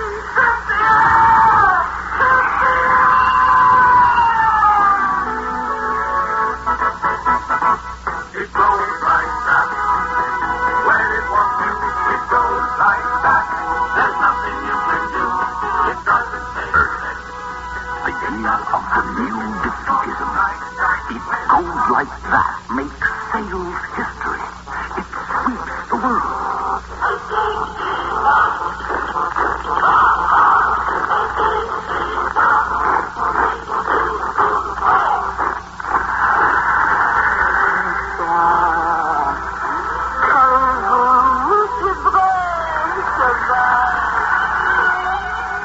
And the woman of Eve, Cynthia, star of stage, screen, satellite, and free enterprise. Everything's fine. But it wasn't. Although it seemed on the face of things that the aliens plot to homogenize the race was giving the world a kind of agreeable grace, beneath the skin, sinister changes were taking place. Deep within the nuclei of every human cell, the genes were humming a new tune.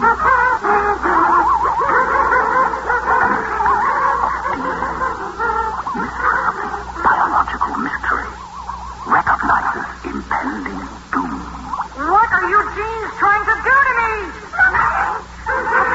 You're mutating and tell me that I can see what you're doing. You're narrowing the human race down to one blue-eyed, blonde-haired, pigeon-toed female. This is serious. You homogenizing the species will go right down the tube. Stop that humming!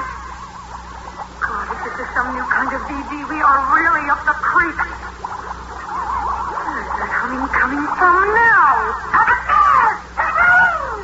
Brain. All right, get me in there. Oh, whose brain is this? Oh, this guy's in deep trouble. And he's our only hope for humankind's survival. There are bad thoughts coming in through his ears. These thoughts are triggering chemical reactions in his brain, and these reactions are making you mutate. This is war, and we're not fighting just to protect your right to be the genes you're meant to be. We're fighting to preserve the entire human species. Careful, survival zone.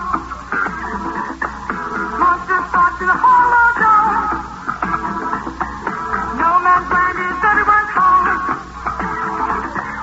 No one escapes from the war-torn zone. Mind over matter.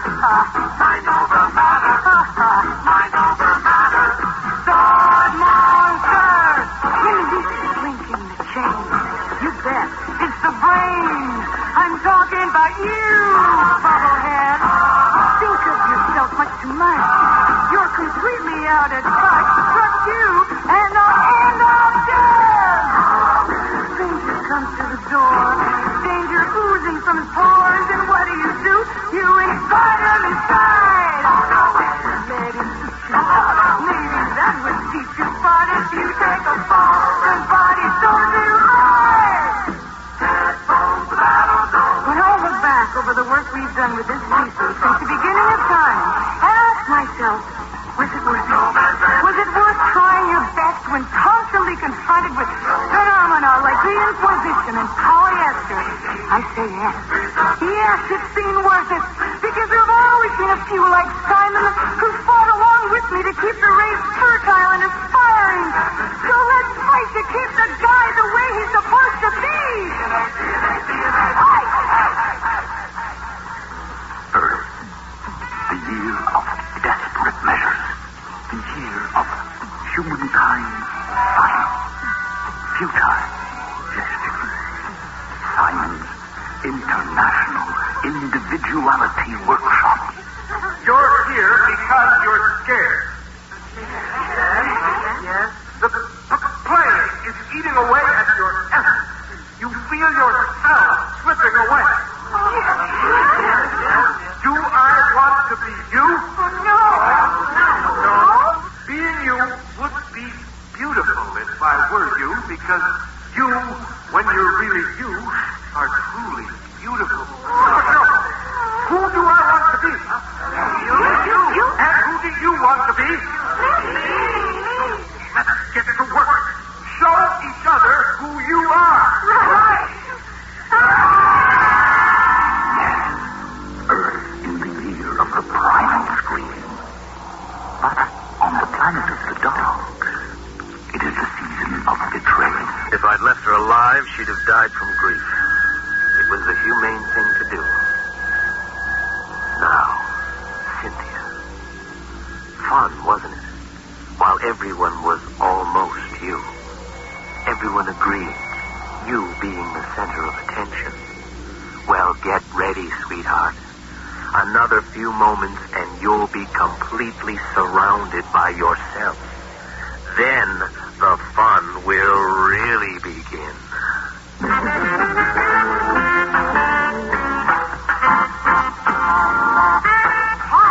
Cynthia, apparently there are lots of suntan lotion dollars out there that you should be spending. Remember when you were holding on to ice cream dollars because it was winter, but then you spent them and wad away out of those mid-February blues. Well, it's almost April, and you're going to want to start tanning up. So, I'm sorry, but can we stop? Aren't the dancers supposed to be dancing? Gee, let's see. There isn't anything written on my cue cards. What am I supposed to say? Bill, are you guys supposed to dance? We can. You can? Not really. You know what I mean? Well, then what about the cue cards? I don't. Why don't you just say what you want? I don't know what the people need to buy. No? I think somebody has to be in charge. Me too. Well? What do you mean, well? I'm not saying the way around about you. Stop that!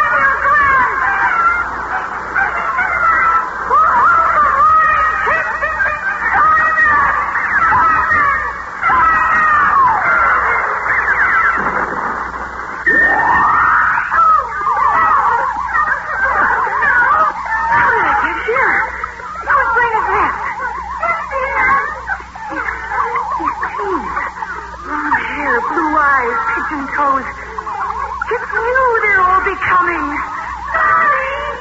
This is terrible. This is survival instinct.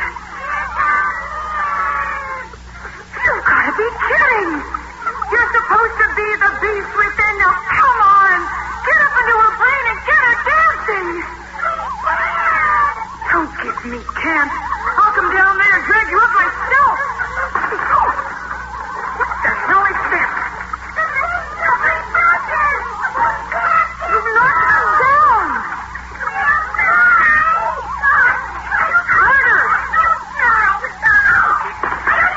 Carter! Carter! Hey, you! These glasses, this arm is working. And plug me into what you're seeing and hearing. You got it.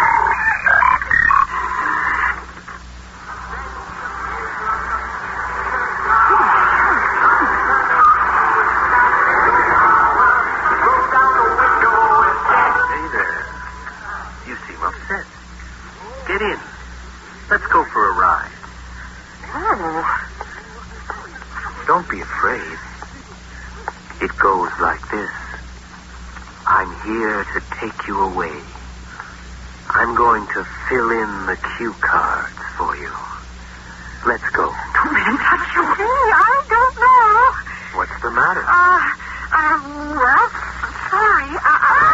This is it. You guys get through those gates and get us dancing, or you can kiss yourself goodbye.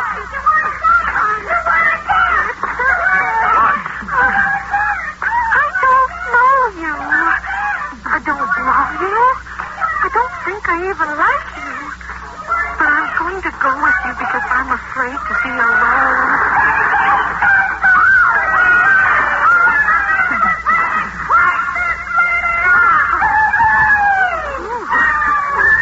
You're feeling a little confused, but it'll pass. Come here. Slow down there, bucko.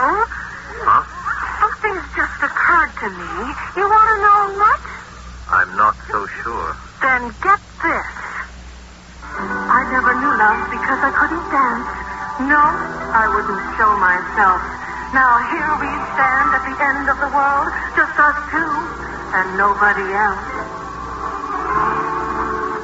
But before I fall into your arms and we begin the last romance, I want an idea of what's in store. You see, I really want to know how you dance. And do I love you? Am I smitten? Do I need you profoundly? Do I want you around me? So are you home from the war? Or gone for cigarettes? Tell me something, honey, 'cause I ain't seen nothing yet. Let's see you dance, cowboy. So let's cut some rust. Can you put the lights on? I know you're thinking too much. Let's see you do it on the radio. You wanna do it more by touch? I don't mean throw some kind of fit. I mean engage your secret wit. You got to dance, come on, don't be shy. Here's your chance, show me you're my kind of guy. Hey, hey, hey, yeah, yeah, yeah. Do I love you? Can I not stop thinking of you? Do I need you profoundly? Do I want you around me? It's total tango time. It's total tango time. It's total tango time. Gee, I'm sorry. Your tango isn't total enough. Awfully sorry. You don't dance deeply human enough. Really sorry. You just don't think you'll do it for me. Oh, yeah? Well, as it turns out, you don't do it for me either. As a matter of fact, I find you a lot more boring than a dog I used to know. You? But you're supposed to be... Forever. I don't know.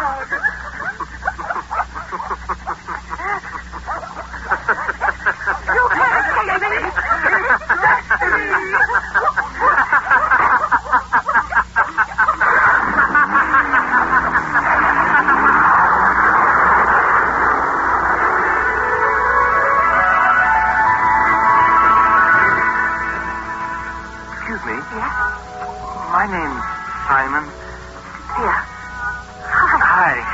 I'm not usually this forward, but there's something about you. I was wondering if... That's your guitar? Yeah. Broken, somehow. Let's get it fixed. Okay. I sense some chemistry going on here. Feels good. Can't wait to see the kids. It was the year of the rabbit. It was the year of the rabbit. The time of total tango. But then, isn't it always? Nightmare in Rabbit City with text, music, and lyrics by Keith McNair. All roles were played by the musical group Sweet Lips, featuring Jay Bowen as the alien, Sandy Crawley as Simon, Susan Hogan as DNA, Patricia Vanstone played Cynthia, and Brenda Webb as the dogs. Narrator was David Calderisi. Incidental music and arrangements of the songs were by John Roby. Recording engineer was Brian Pape. Sound effects by Matt Wilcott. Script editor was Sandra Rabinovich, and production assistant was Nancy McElveen. Nightmare in Rabbit City was produced and directed at Studio G in Toronto by the series executive producer, William Lane.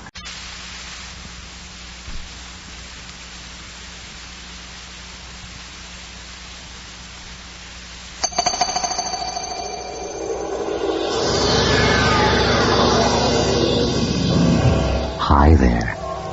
Come here often. Haven't I seen you someplace before?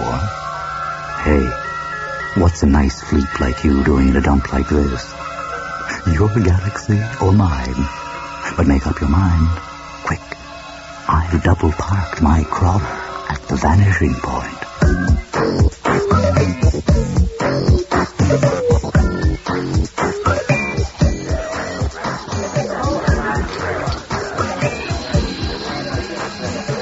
Excuse me. Naturally, that is what I am programmed to do. I see.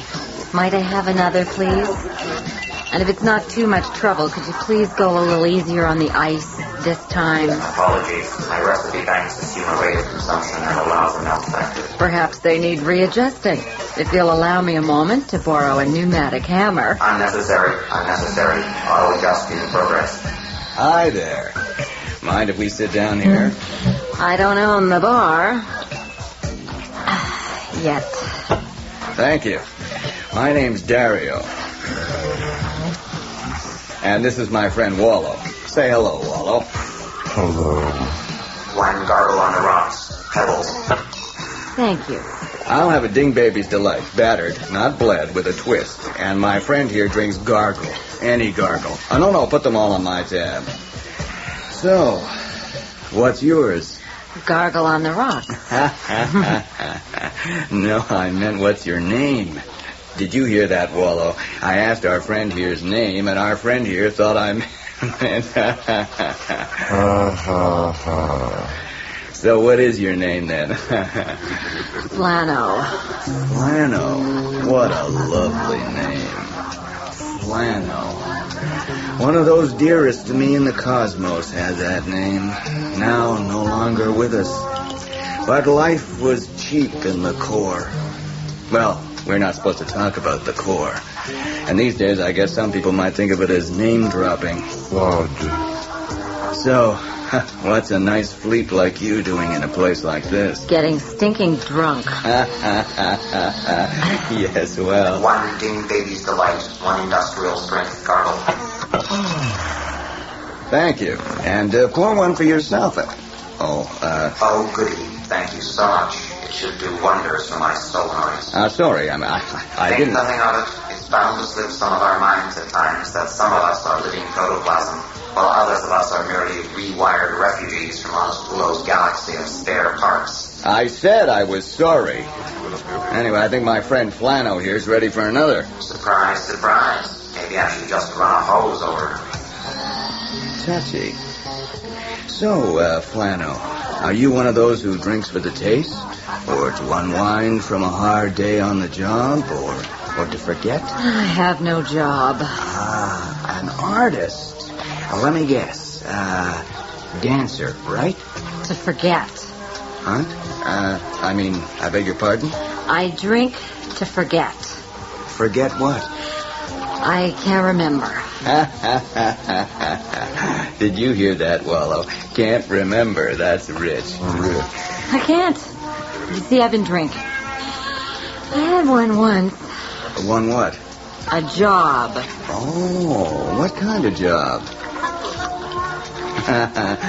Or is that what you're trying to forget? Perhaps. Oh, yes, it was part of... Oh, no. Excuse me. Hey, don't run away. If you'll excuse me for a moment, I just have to go to the little sleep's room. Well, don't stay away too long. Don't fall in. Lost cause. No. We're on a roll. Like the last 12. This one's a goer. Trust me. Goer? These icy, polite clerical types, there's always a wild beast lusting to break out. As long as you keep them talking, let them know you're sensitive to their... Well, given the fall of the Slugelmark, I think you better reshuffle your whole portfolio. Oh, hi there. That was quick. I must apologize. I'm afraid when it comes back to me like that, I lose my composure. You want to talk about it? Oh, I wouldn't want to burden you with my... How could it be a burden? If we keep these things inside, they fester and turn into boils. Now, if you can relieve yourself to a stranger, to two strangers, such as Wallow and myself, 3 starships that pass in the night. Oh, no. And yet there is a common bond, an empathy, a feeling of kinship that we sensed the moment we saw you, didn't we, Wallow? So, you work around here? I mean, did you? Yes. 2 levels up at my god. Where?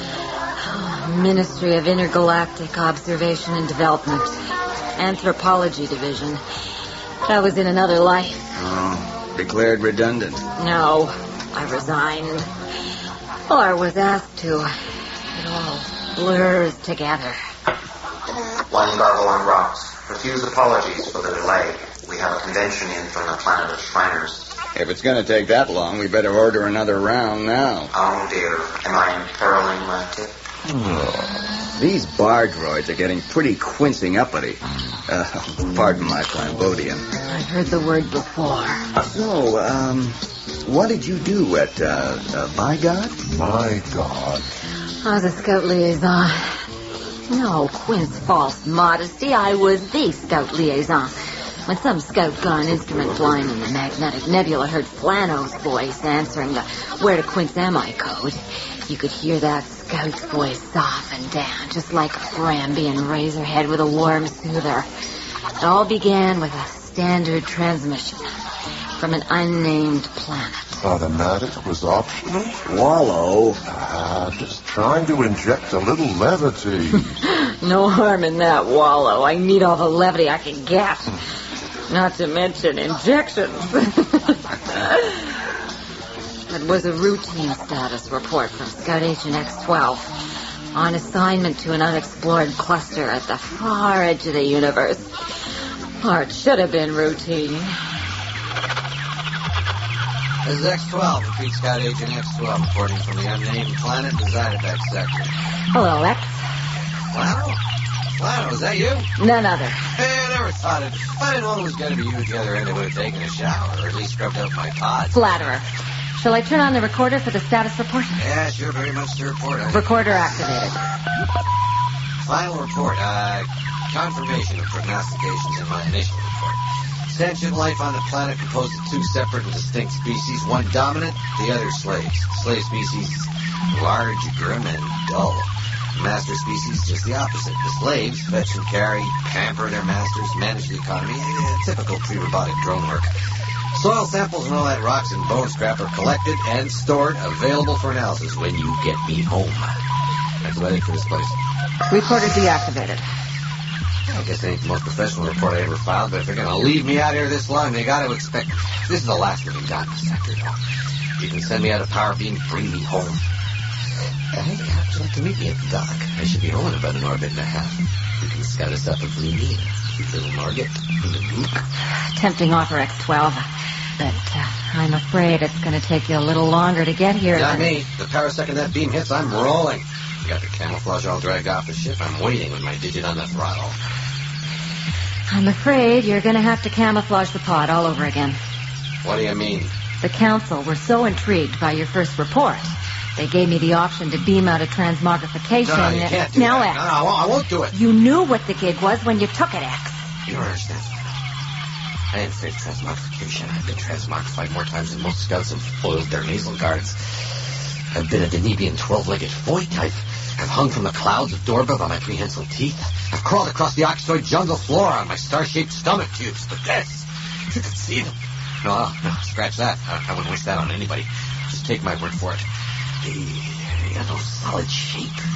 Not on the surface. They're all pink and soft and quivery. Little tentacles at the ends of their upper and lower appendages. Their tentacles on the lower ones are so ugly they hide them from each other. Keep them covered up all the time. The council expects everything to do its duty. I know. There's no need to be flippant about it. We all have to do our part in the big picture. Now, conditions out there are hardly ideal for the transmogrifying beam. But we should be able to put one through in about 14 pulses. Which of the two species would give you the better observation potential? I guess if I gotta be one or the other, might as well be one of the masters. At least they seem to get a few yucks in their lives. You're not out there to have yucks, X12. Now, do you have the shape template keyed in? Of course I got it keyed in. You think you're dealing with some quincing rookie or something? Sorry, I know. That's all right. I know, it gets rough out there in the boonies. Rough ain't the word for it. Hold on, X. Here it comes.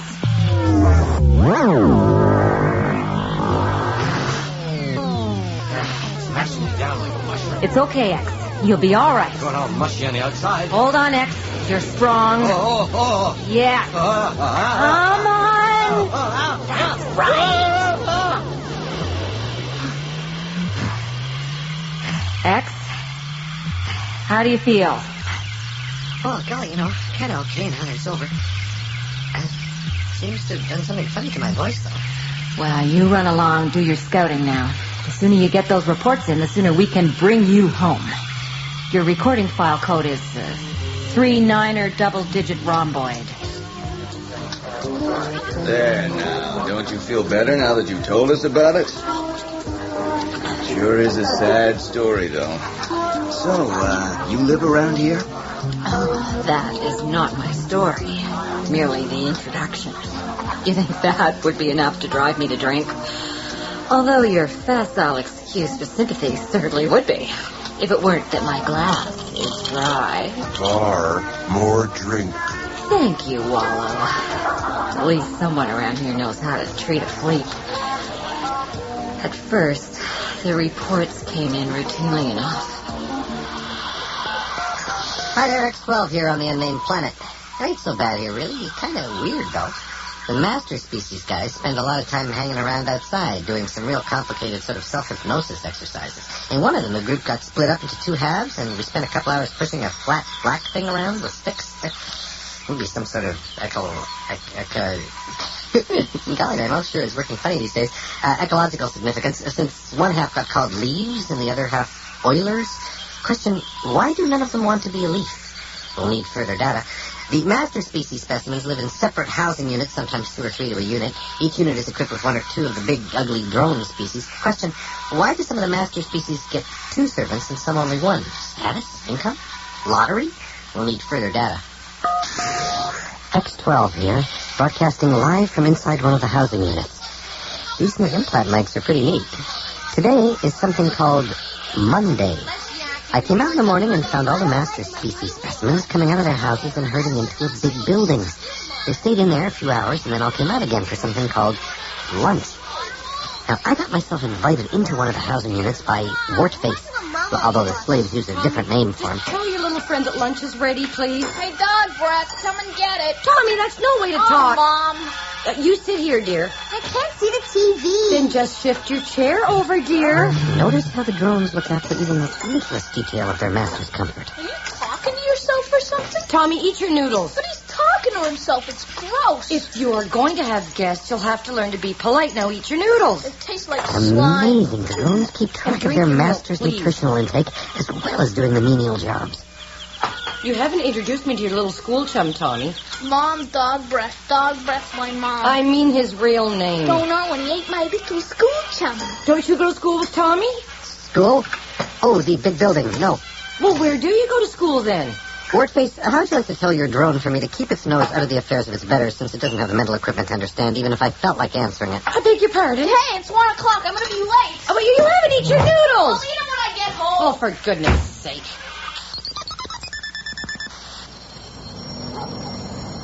I'm going to get a peek inside one of those big buildings today. There's something creepy going on here. I just can't put my digit on. The more data I get, the more questions I got. Like, I figured out that there's 2 types of drones. One's got higher voices and more bumps on them than the other. But why and what the significance of the bumps is, I don't know. But one thing for sure, the master species here has solved the problem that no other species in the universe. I mean, every creature with any smarts has been trying to find a life where all the mundane details of living get taken care of so they can just sit around and think and have fun. And these creatures, why, drones feed them, transport them from place to place, even dress them. Okay, I'm just under one of the windows now. Just let me get up on the ledge.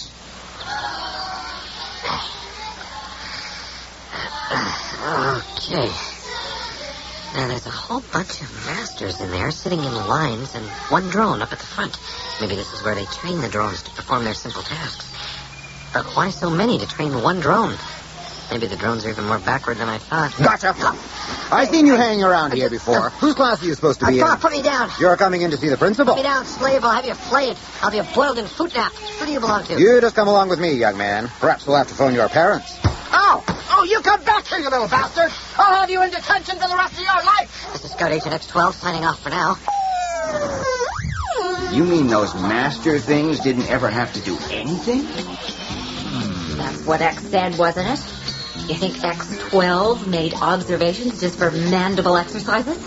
And get your splints and grabbers off my niblets. I am not that drunk. My exoskeleton is my own.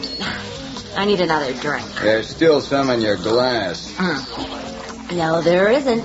Bar. And then came the transmission. Oh, I should have known then. I should have known. But oh no, Flano's too smart to listen to anybody. We've been getting interference. Solar flares in the Regulus quadrant. Good old X-12 here, transmitting from the unnamed rock pile. Anybody out there monitoring this? Scout Liaison Flano monitoring. Hey, Flan, it's neat to hear your voice again. I think it's about time you brought me home. Why? I keep getting these weird feelings about this place. Something to do with those school places. I was going to sneak into one, but they're closed for a festival. And it's the neatest festival you ever did see. It's like the drones all get together to thank the masters for being around, buying presents, making good things to eat. There's pictures up all over the place of one of the masters in a barn or something. All these drones standing around looking happy. Maybe it's supposed to represent, like, the first master or something. And you can see how the service would want to thank them. I mean, if you could see the faces on the little masters running around in the snow, hear them singing those goofy songs. It's sort of like if you could rig up a pulsar that pumped out joy and screwed the power receiver into the core of a medium-sized G-type star.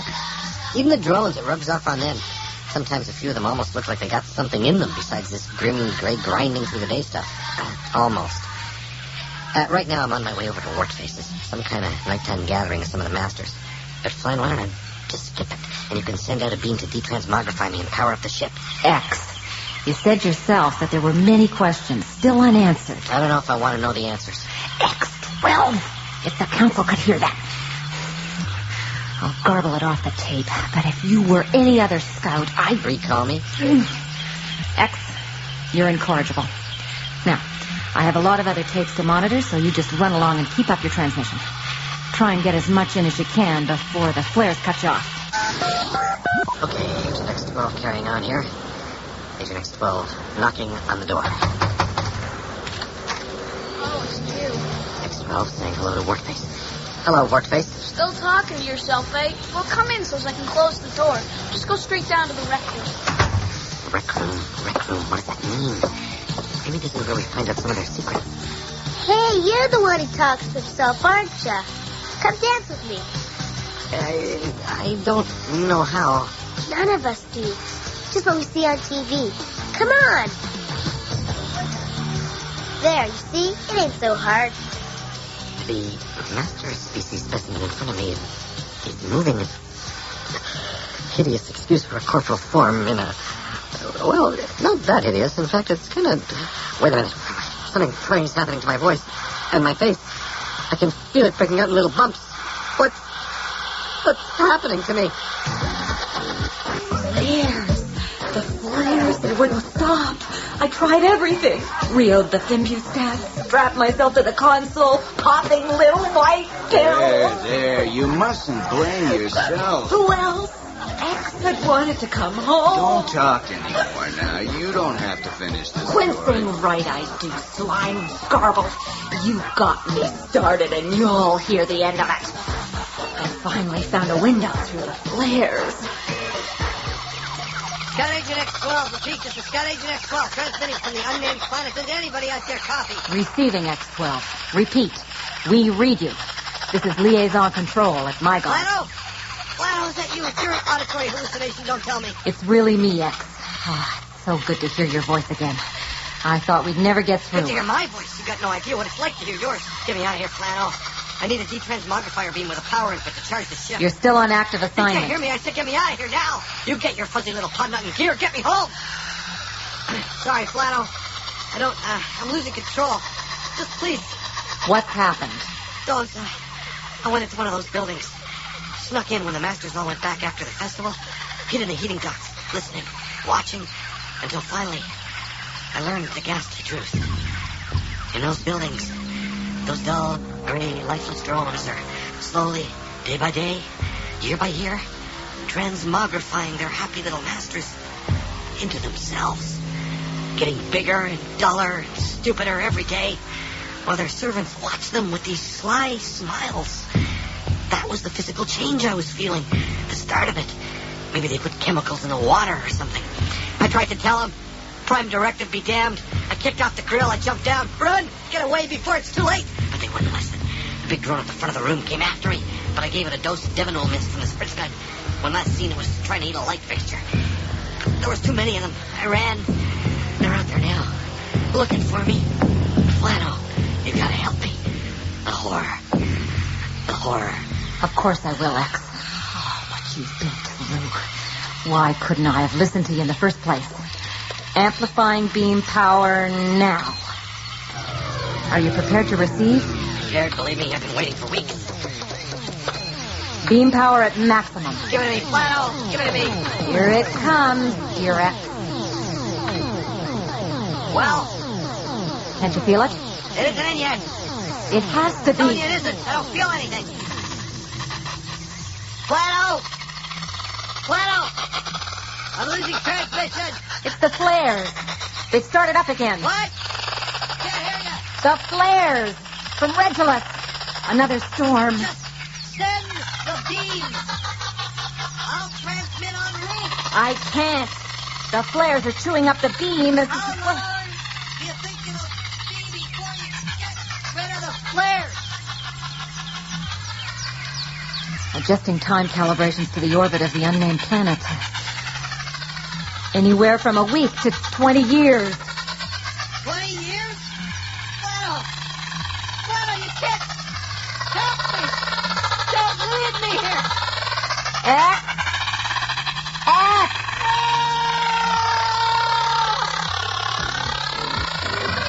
God, oh God, take me out of here. Take me away. Take me on the landing pad. Take me off the floor. Shoot me up with Drago dust. Put your swizzle up my Nord, Quince, so I can't think straight. Anything. Just get the sound of that voice at my oral receptor. Well, sure, honey. I mean, me and Wallow weren't thinking of sex. But if that's what you're in the mood for, here, have another drink. So, with you and me and Wallow, we got a Fleep, a Nordic, and a Mook. We just need to find a beanie and a willing point, and we can all go back to my place and quince our assorted parts off. Don't lose hearts. The year is yet young. Hey, 3 out of 5. It's all downhill from here. What's so funny? I know a place. It'd be easy. No, I'm not going into one of those rent-a-point parlors. I've never had to pay for it in my life. Yeah, even easier than that. You see, X got through another transmission. Came up on the recorder. Picked up automatic in downtime. I got away. Got Agent X12. Anyone receiving? They're after me. I got away. You got it. For your own sake, seal it off. Seal off the unnamed planet. Code Z-Flex-2 forever. Too late for me.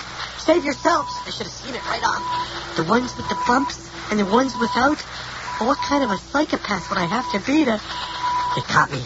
They put me in a school. That's what they call them, the transmogrifying centers. When I grow up. Actually, it'd be keen to have my own car and get a job. Computer science seems to be the only... What am I saying? Listen. Quarantine. On the unnamed planet, they have only 2 sexes. I'm going to be... Oh, that's the most disgusting, sick-minded... What kind of a pervert would think of... Stay away, don't even look at me. I want a shower for a month. Forever. Trapped. Forever. Only 2. Bar droid. Bring me a double. Make me sane again. I think it would take more than a double, Carlos. Refills.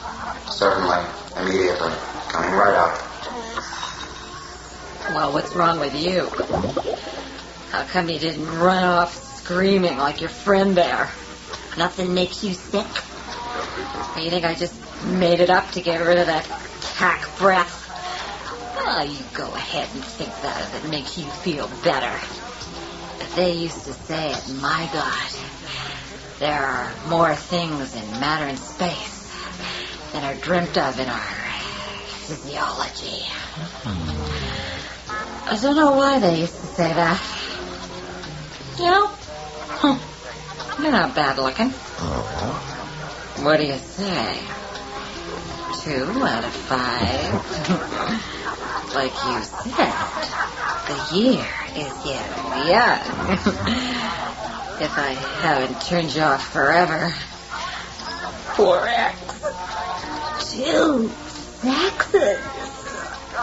Only on the unnamed planet, you say?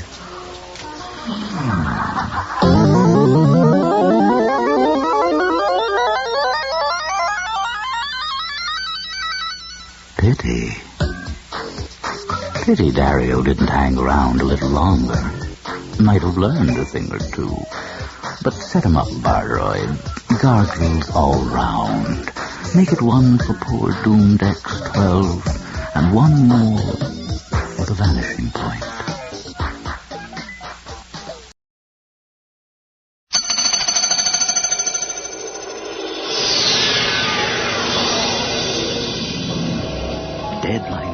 Deadlines. The world present. And a selfish, greedy place it is, too. Feeling burnt out. Need to get away from the office for a while. Such a holiday can be arranged. But think it over. You'll have to give up a lot at the vanishing point.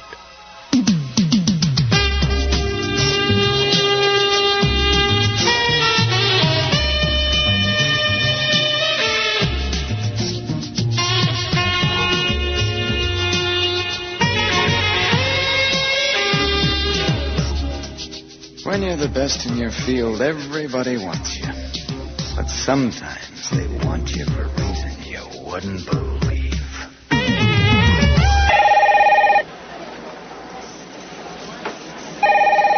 Linguitech Services. Where the hell is Honest Chuck? General McCord, please don't talk to me like that. Tell him to get back to me. I'll do that. Yes? Would you like some more orange juice or another muffin? No, but I could use some more aspirin. You've already had 6. Really? General McCord called. He said they're all waiting for you. Just keep him away from me. 24 hours is all I need. He's been calling for days. He says the UN ambassador is tearing his hair out. They've got to know what the Koreans said to the Russians. Marlene, whose side are you on? I'm trying to help you, Mr. Honest Chuck. But General McCord says they're going to ask for an adjournment of the UN meeting if you can't crack that code today. I've got everything in the computer right now, Malene. Just keep things peaceful for me, okay? I'll do my best, Mr. Honest Chuck. Mr. Honest Chuck, they're here again. You know... Huh? Who's here? The creeps in the orange pajamas. Did you tell them what I told you to tell them? Yeah? Well, what did they say?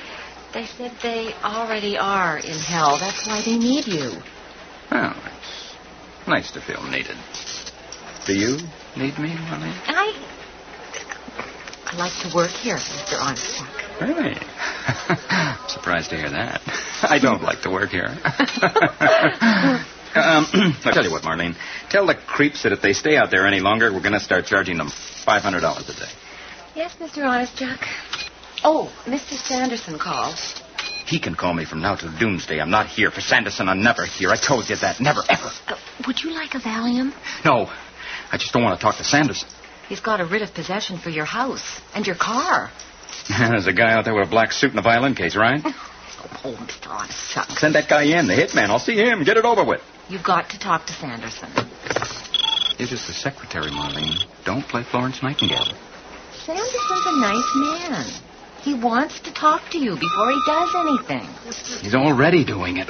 Kotler, Feldman, Hurstenhorn, Sanderson, and Campanelli. Do you have chocolate ripple? Whom do you wish to speak to, sir? Sanderson. Whom shall I say is calling? Mother. Hello, Mr. Honest Chuck. Hello, Mr. Sanderson. Your wife, Mr. Honest Chuck, is a very distraught woman. Poor thing. I'll bet she's down to her last 300 pairs of shoes. Your children, Mr. Honest Chuck. My children are none of your goddamn business. If you'd only make the payments, it would make... I haven't got the money, Mr. Sanderson. But I tell you, I got a very big program due this week. I'll be finished in a couple of days. I'm half finished now, and when I get paid, I can pay my wife. We've been through a lot together, haven't we, Mr. Honest Chuck? Yes, we have, indeed. Mr. Honest Chuck, I don't like seizing people's property. It's messy. You know what I mean? Mm-hmm. But if I have to do it, I will. So I'm going to advise my client to give you on 5 p.m. Thursday. If we don't have your money in our hands by then, I'm going to send in the sheriff first thing Friday morning. Goodbye, Mr. Sanderson. Goodbye, Mr. Honest Chuck. Marlene, get me General McCord, please. Mr. Honest Chuck, you're not going to believe this. Yes, I am.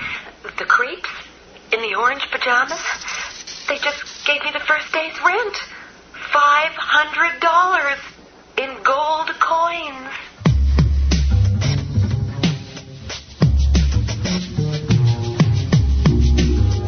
I could understand why they wanted me. I'm a linguist, a cryptographer.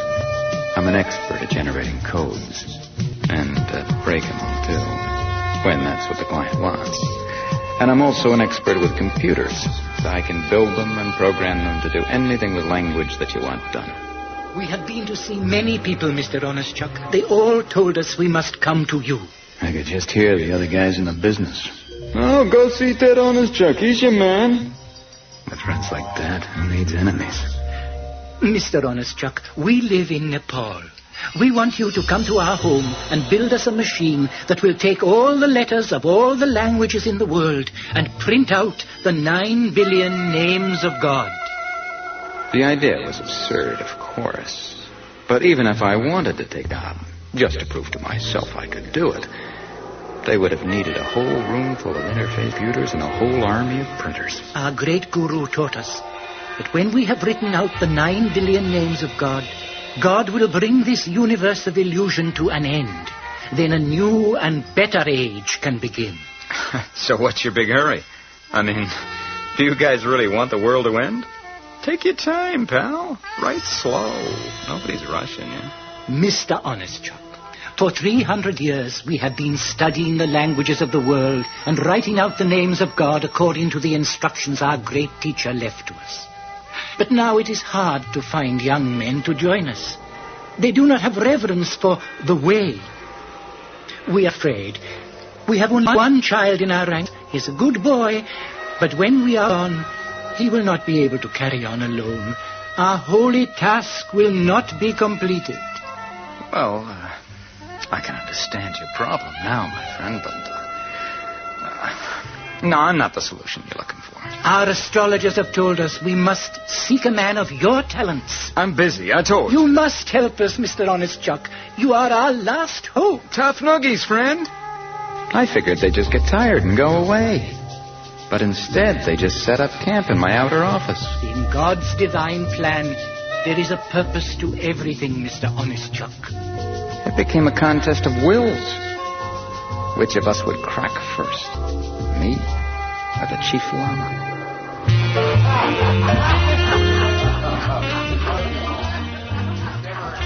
Ted, we could be bigger than Zenith.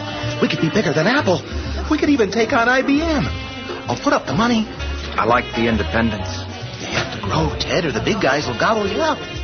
Jill, a diamond bracelet? Where did you get it? In bed. Screwing. Oh. Jill's growing up. I know.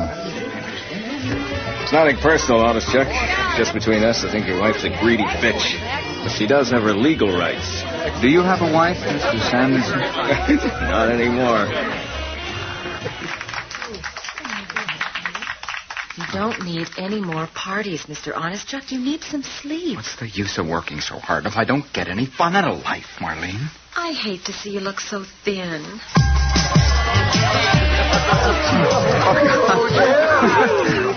Come on, Teddy.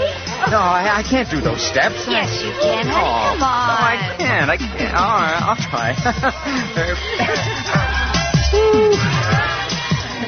Look at Ted dance. If you had his brain, you'd be dancing too. Oh, yes, Teddy, you're wonderful. Oh, yes, yes, yes. I love you. I love you so much.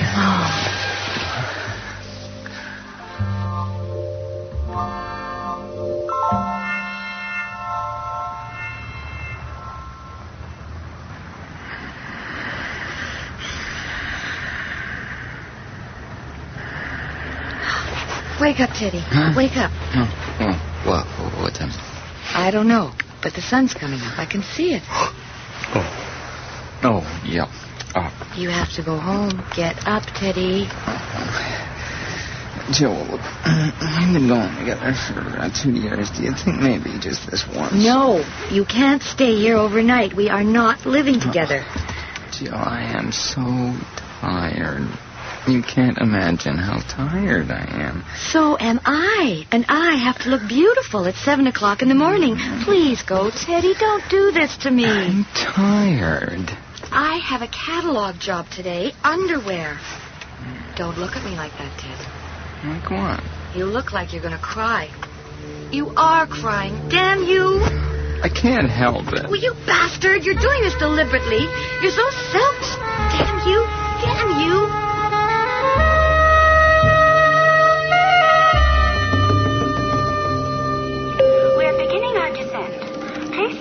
seatbelts and make sure She's got to be kidding. I never took mine off. I wish I'd brought my parachute. Our friends are waiting at the field. They have hired porters to carry you to the ashram. Carry me? You'll be quite comfortable. How far do we have to go? Oh, as you measure distance, about 2 miles, I think. I'll walk, thanks. As you wish. Our home is on top of a mountain. Terrific.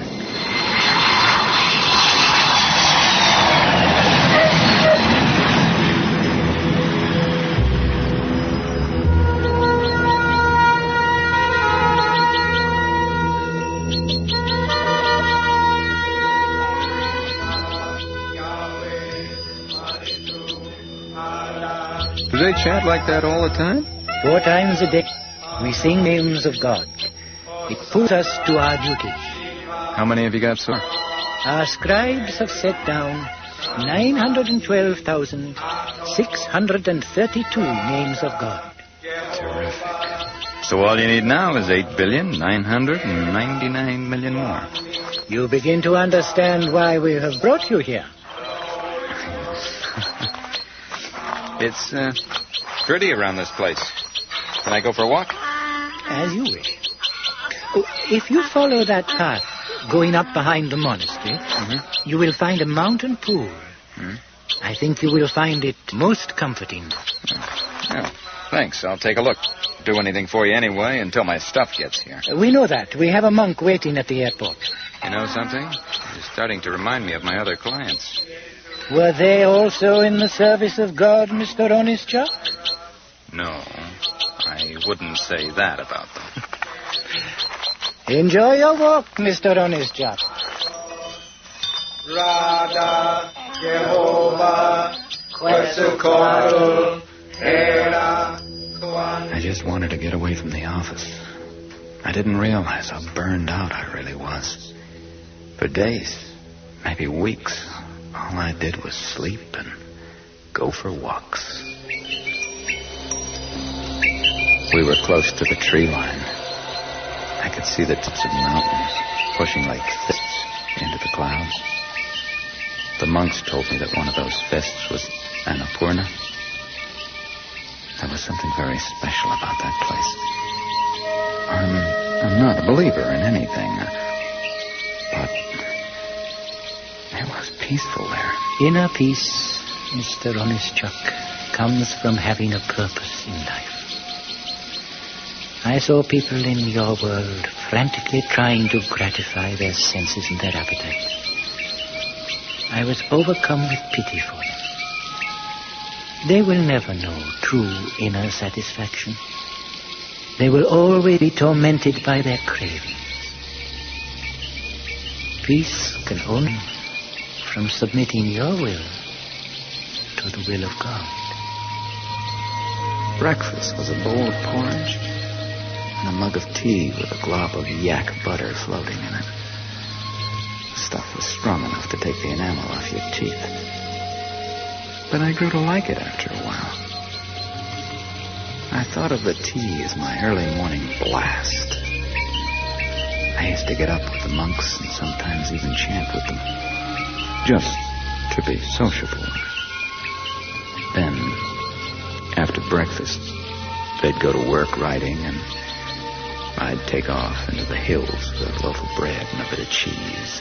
Our great leader wandered alone these mountains for 25 years, Mr. Onischuk, before he understood that this was the place God had chosen for our holy task. In the evenings, there was absolutely nothing to do. There weren't even any books. At least not in any language I could read. Sometimes, I used to just sit and watch the night come, which happens quite quickly in the mountains, like somebody dropping a black curtain. I don't think you ever realize how fast you're running until suddenly there isn't anywhere to go. At first, I would carry on imaginary conversations with all the people I'd left behind, saying all the things I could never bring myself to say to them in real life. But that ran down. Then it stopped altogether. My mind was empty. I could sit for hours without moving. I probably looked just like another monk.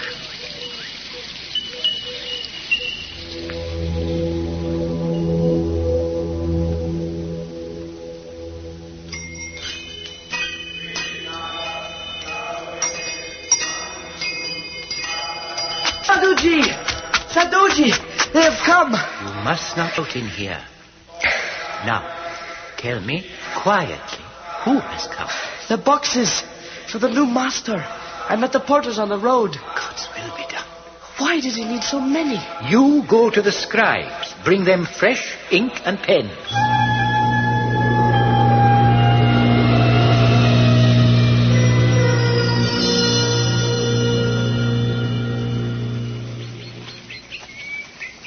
Mr. Onischuk. Mr. Onischuk. We are ready. Yes, I guess you are. Oh. Allow me to sit here with you a moment. This used to be one of my holy places. When I first came to the monastery, the older monks were very hard on us. Much harder than we are on our young one. When I thought I could no longer stand the discipline, I would have to go back to my father's farm. I would come up and throw stones into the pool, just as you are doing. I think this is one of those places on earth that God has breathed upon. Then why don't you enjoy it? When you've got a place as beautiful as this, why aren't you up here all the time? But we do love these mountains. That's what you say. But you have rooms full of monks down there writing down the names. Odd. They never even see the mountains. Oh, they feel the peace of this place. That is why we are here. If I had something as beautiful as all this, I don't think I'd waste my time trying to figure out 9 billion names for God. I think I'd just relax and enjoy it. But the world changes. This little stream here is changing even as we look at it. The sensual world, what you call the physical world, is mere appearances. Only God is unchanging. Only the will of God is permanent. And it is our duty to serve God. I just see trees here. Oh, what do you call those birds? They are doves. You know what's so incredible up here? The absolute silence. It's like medicine. You are becoming one of us. Not a chance, chum. We have our sacred mission, Mr. Honest Chuck. Yeah. So does everyone who hires me. You're just like my old pal, General McCord. He's got a mission, too. Everybody's so busy saving the world, they don't have time to enjoy it. We have started the generator, Mr. Honest Chuck. Is there anything else we can do to help you begin? Okay. Yin. Oh, the scribes will be very pleased to see you begin.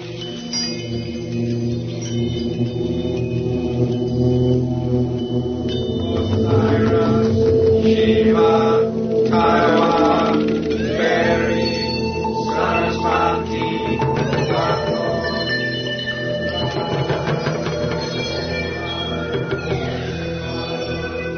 Ow!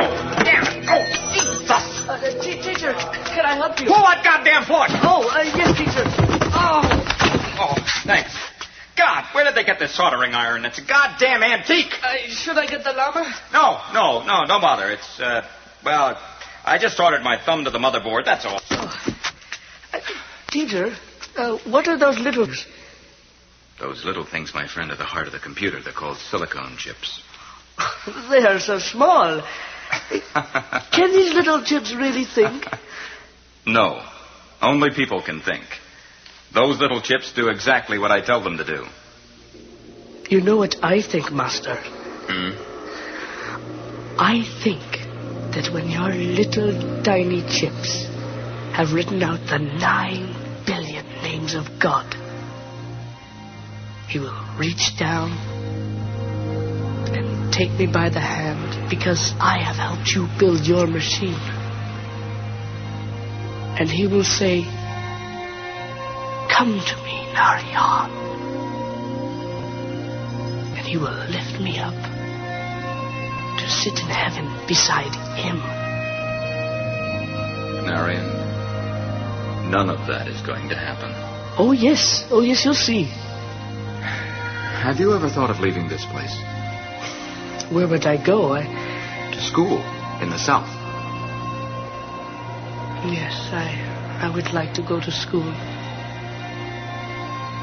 But I have no money. My father brought me here because there is no food in our house. I have money. And I would like to help you. I must be here for the end of the world.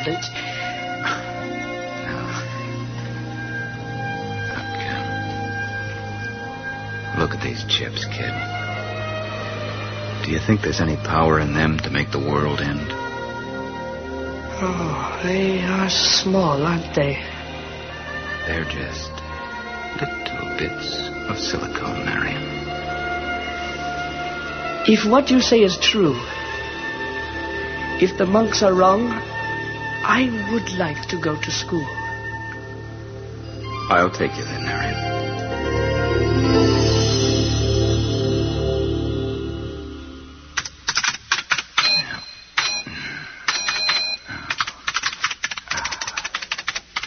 Okay, let's give it a run.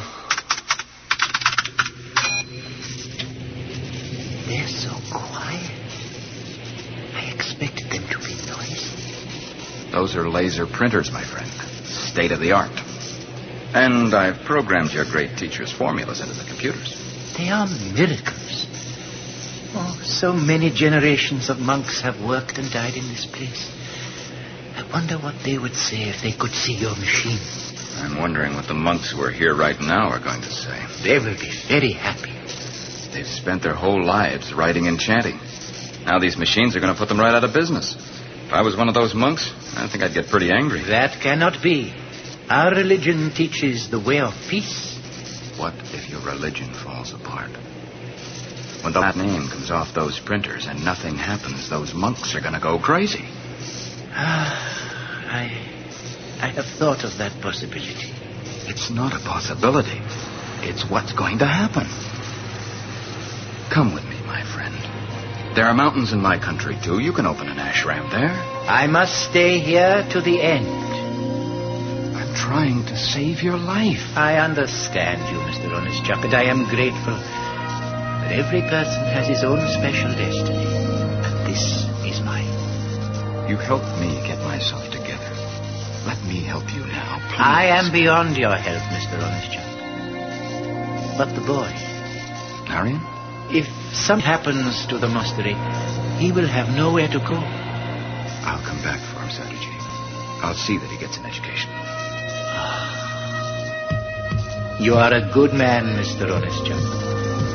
Goodbye, Sadhuji. Take care of yourself. Goodbye, Mr. Honest Chuck. And thank you for everything. Goodbye, Mr. Honest Chuck. And all my blessings go with me.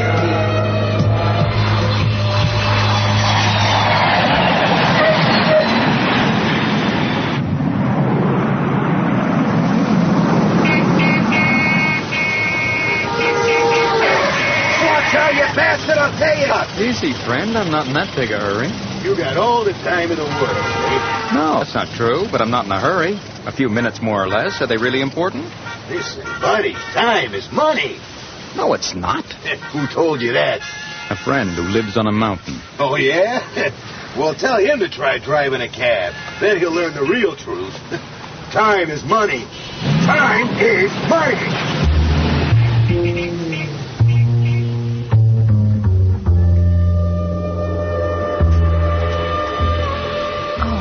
Honest, Chuck, these are so beautiful. Marlene, do you think maybe you could start calling me Ted?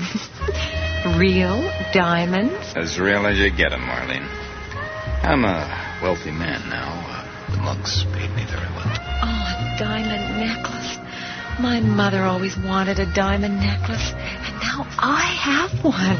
Marlene, do you trust me? I'm not sure, Mr. Ted. I guess that's one of the things we're going to find out if we can trust each other. But I know I love you. I always loved you. But you were so frantic. Well, I had a lot of growing up to do. I think we should go to bed now, Mr. Honest Chuck. I would like that very much. It's getting windy. There must be a storm coming. I'll just close the window. Oh, my God. I don't believe it. But it was happening. There's a first time for everything. The stars. I put my arm around Marlene. We both looked up at the sky. I had time to think of Sadhuji and little Marion. To wonder what they were feeling. Because one by one, the stars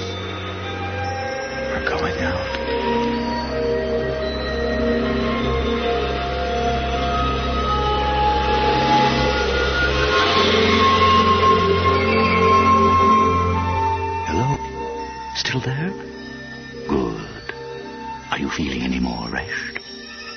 Some find the silence a little trying at first, but it grows on you. Soon you find yourself listening for it. Listening to nothing but the silence. Listening to the world fading away, vanishing.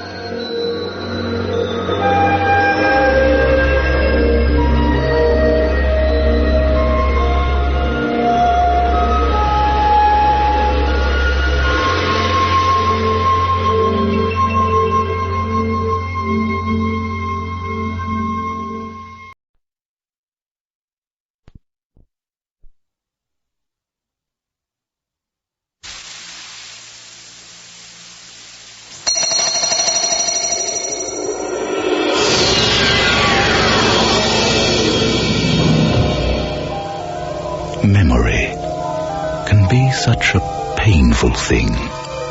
It festers, a disease. It grows out of scale, a complaint malingering down the years. There may be a cure. The sufferer will be required to make a voyage. He will need a guide. It begins here, at the vanishing point.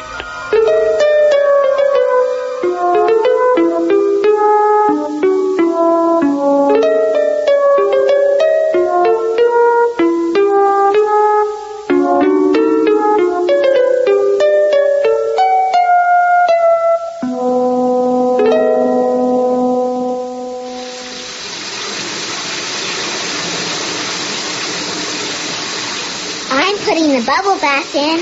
Okay, you know where it is. You have to open it.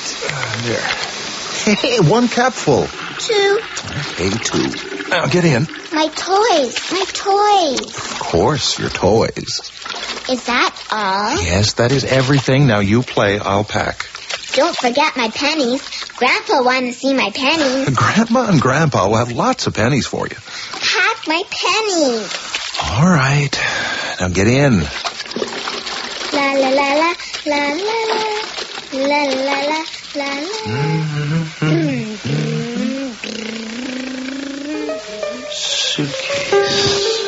Suitcase on top of closet. Ah, there. All right. Come on, you. Ah, there it is. Where are we going to pack? Bed. Think, you stupid. How many shirts? How many socks? Socks. Why am I going? I don't need to go and see them. I see them all the time. They're always right here. He's always talking to me. Charlie, get the back scratcher, son. Give me a good scratch, okay? Aw, Dad, I gotta go outside. Oh, come on, son. It'll just take a second. I don't want to. Well, you gotta help me, son. You know I can't reach it. Charlie? All right. Psoriasis. He takes off that shirt and I'm looking at red lizard skin. Thick, scaling crust driving him crazy. Scratching through the scales. On doorways, on sides of chairs, with a fork at supper time. Fork? Did he with a fork?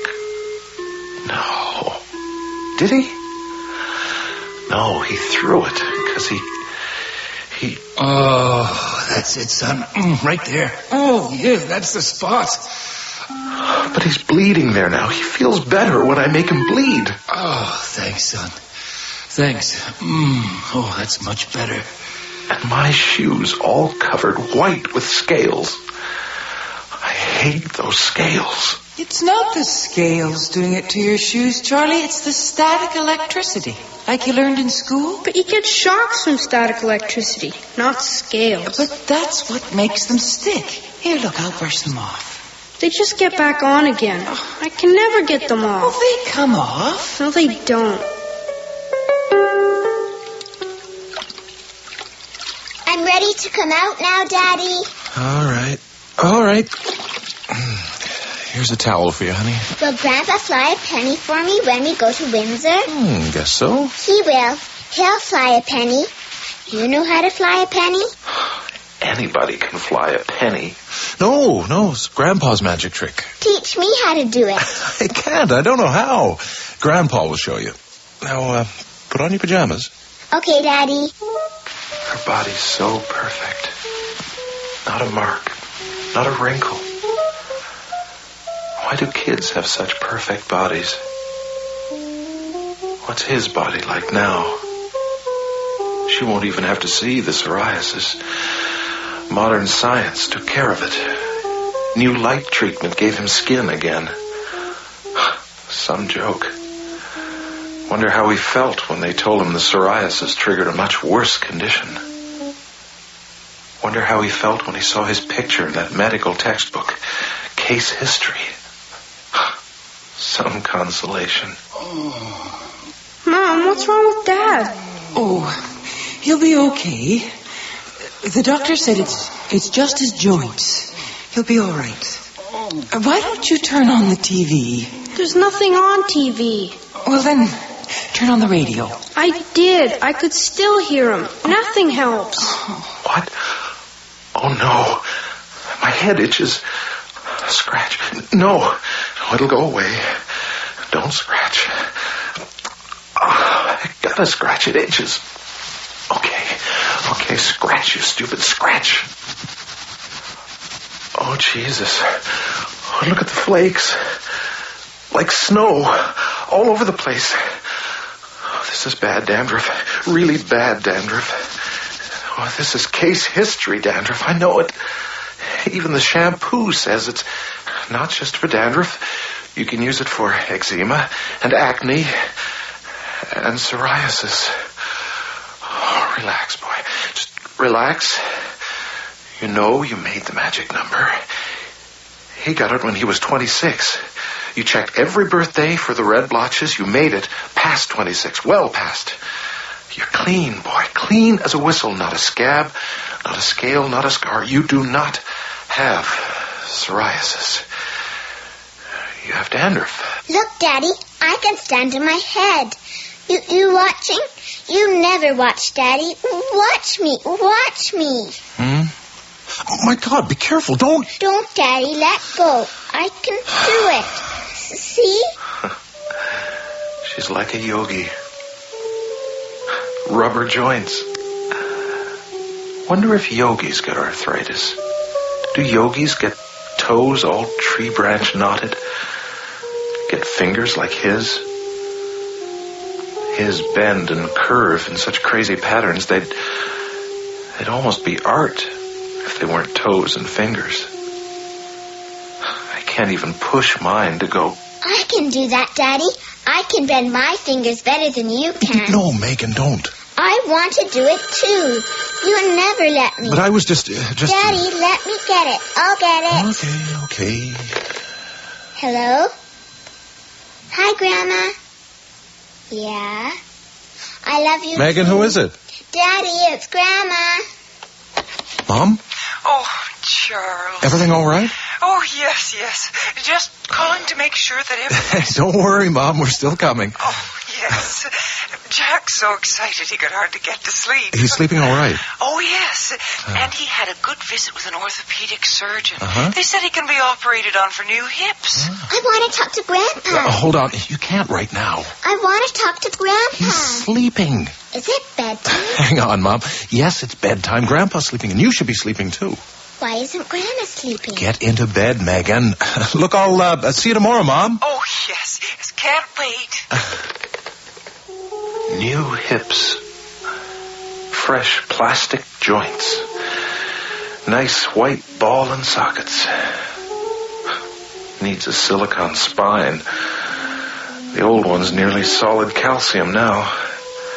Any day it'll make that final knit. The permanent bend. Well, he'll have to be careful where he's looking when the calcium seals up the last vertebra. He'll want that good forward view. Either that or he's staring at his toes the rest of his life. Oh, I don't want to go there and look at him. I can't stand looking at him. Why do I always have to look at him? Grandpa. Megan. Oh, you're so big. Hi, Pumpkin. Grandpa. Where'd you get those freckles? Paint them on. No, silly. Do you have the measles? No, Grandpa. How do you figure you got so cute? I don't know. Oh, Charles, you look tired. Oh, it's because I am tired. Charlie. Hi, Dad. You look great, son. So do you. Grandpa, fly me a penny. Oh, well, when we get home, honey, as soon as we get inside. I told him he looked great. What's that, a polite lie? He couldn't even shake hands. There's nothing to shake. Well, what should I have said? Your fingers are fascinating, like corkscrews. You know, your hands belong in the Museum of Modern Art. Just these 2 bags, Charles? Yep. Oh, they are kind of big. I'll get a portrait. No way. Give me one of those. No, that's sorry, Dad. I can handle it. Are you sure? No problem. They're light, believe me. You guys go on ahead. Get the car. Go on. Okay. Whatever you say, son. He wants to carry a suitcase? It's a miracle he can still carry himself. His walk is bizarre. More of a shuffle. No hip joints, so just the muscles do the work. Sort of a bounce. Are you all right, Charles? Oh, your legs hurt from sitting so long. Is that it? Yeah, right. Go and get the car. Only problem with the shuffle is it's based on forward momentum. Once you start moving, it's hard to stop or change direction. I guess it's a throwback to his old football days. He was captain of the team. A high school star.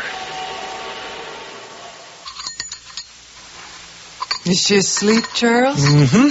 Oh, she's growing up so fast. Growing up? Who'd want to? Checking your skin every day, treating blemishes like time bombs. Who'd want to face that? Who'd want to grow up and become him? Charles, what's wrong? Nothing? Oh, he's always done that. Since he was a kid, staring off in space, getting all glassy-eyed. Yes, that's right. Ever since he was a child. Yeah, I was just thinking. Penny for your thoughts. They're not for sale. Charles. Really, it was nothing. Forget it. Charlie, would you mind helping me up a second? Would you? Do you need something? I'll get it. Well, I just have to plant the pennies for when Megan wakes up. Oh, yes. just tell me where you want them. I'll do it. Oh, all right. Put one under the ashtray. Uh-huh. Move it over a little. Here? No, not there. Oh, yeah, that a boy. Good. Okay, now, put a penny next to the lamp. That's a good place. Yeah, just so it's out of view. Okay. No, she'll never find that. Oh. Yeah, that's better. Now, put one on top of the TV. Not by the antenna, back a bit. Okay. That's right. Super. Ashtray, lamp, television. That's good. Yeah, thanks, Charlie. Oh, God, look at this, son.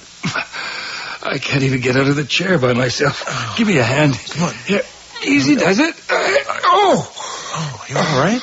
Oh, yeah. Yeah, just get stiff sitting in the chair so long. I'll be all right. I'll see you in the morning. Yeah. Night, Dad. Hey, Charlie, wait up. Charlie, is that your dad coaching the game today? No. That's your dad, isn't it? No.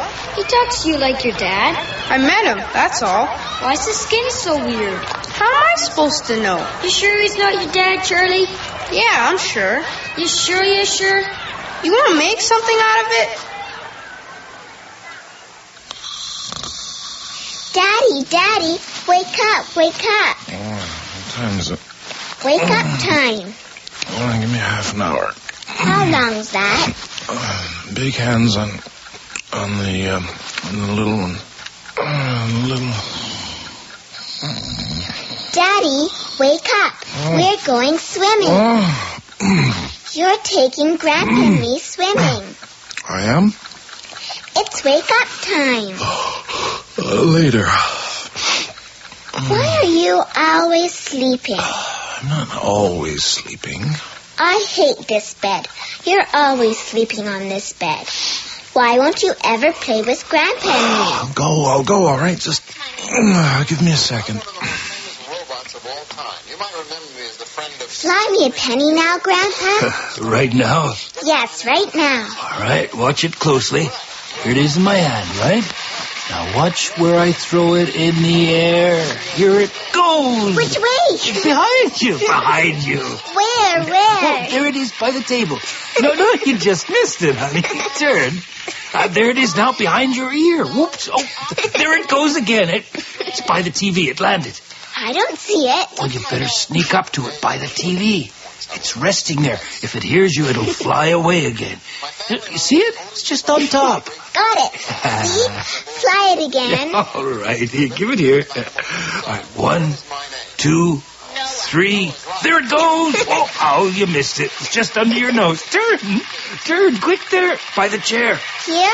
Oh, it's trying to get away. See? It's sneaking under the ashtray. Here?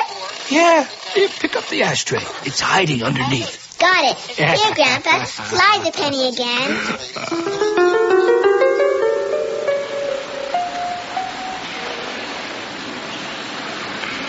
Charlie, I'm going to swim a little. I'll catch up with you later.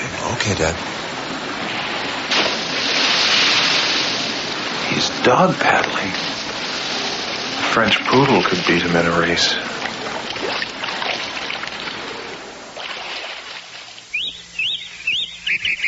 Ready to go swimming, Charlie? I don't want to go. Oh, you got to have your exercise, son. I just don't like it. I didn't like him. No, you liked him. It was his body you couldn't stand. But nobody else seems to notice. There he is, flopping around in the water like a drowning fly, and no one's pointing. Wait, that guy is looking. What do you think you're staring at, buddy? You think he's a freak or something? I'm not staring at him. I'm staring at you. Me? You're looking at me? Yeah. You look weird. What? There's nothing on me. But this red patch? You mean my elbow? What about it? It's nothing. It's nothing. You hear me? What are you staring at? You're stooping. I'm standing straight. Your fingers, your toes, they're perfectly normal. They hurt.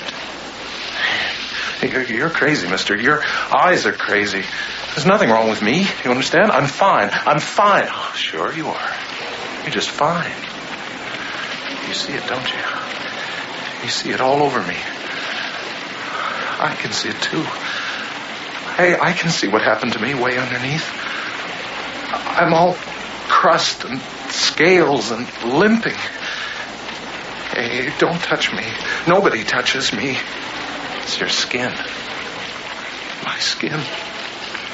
It bleeds when you touch it. Don't touch it, please. Daddy, watch me kiss Daddy. What? Watch.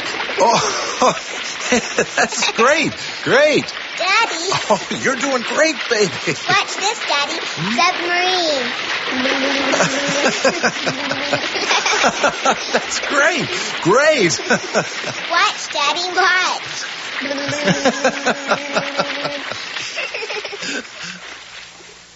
Oh, Jack, let me help you with that. No, last time you nearly cut my toe off. It may not look like much, but it's still my toe. Charles, will you help your father? What's the problem?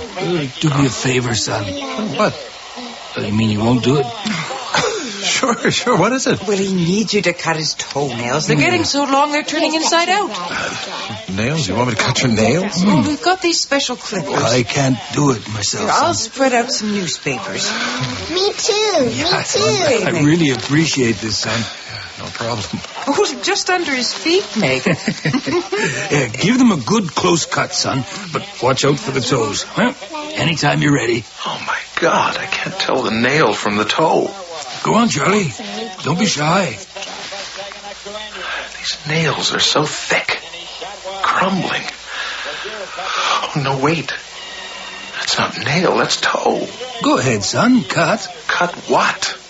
What am I cutting? What's holding you up? Nothing. Good.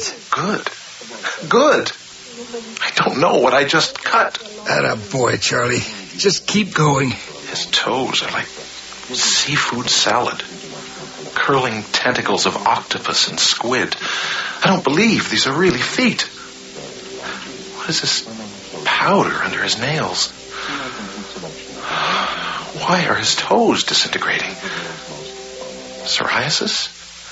Turning flesh into scales and dust. Feet transforming into powder. Nails into jelly. No, they are feet. They are my father's feet. I am trimming the nails on my father's feet. I don't want to breathe. I don't want to look. I don't... Oh, great, son. Great. Oh, you don't know how much that helps. Can I breathe now? Maybe not. Maybe I forgot how to breathe. Can't catch my breath. Can't take in air. I've forgotten how to breathe. I'm suffocating. Maybe there's a button you push. It makes the lungs take in air. If I pushed it, I could. Do I want to push it? Why push it? I don't deserve to. Oh, when they start cutting into the skin, it hurts like hell. Good job, Charlie. His joints exploded. Skin went berserk. He seems sane. Why did his body go crazy?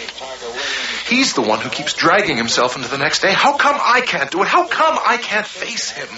Good night, son. Good night, Dad.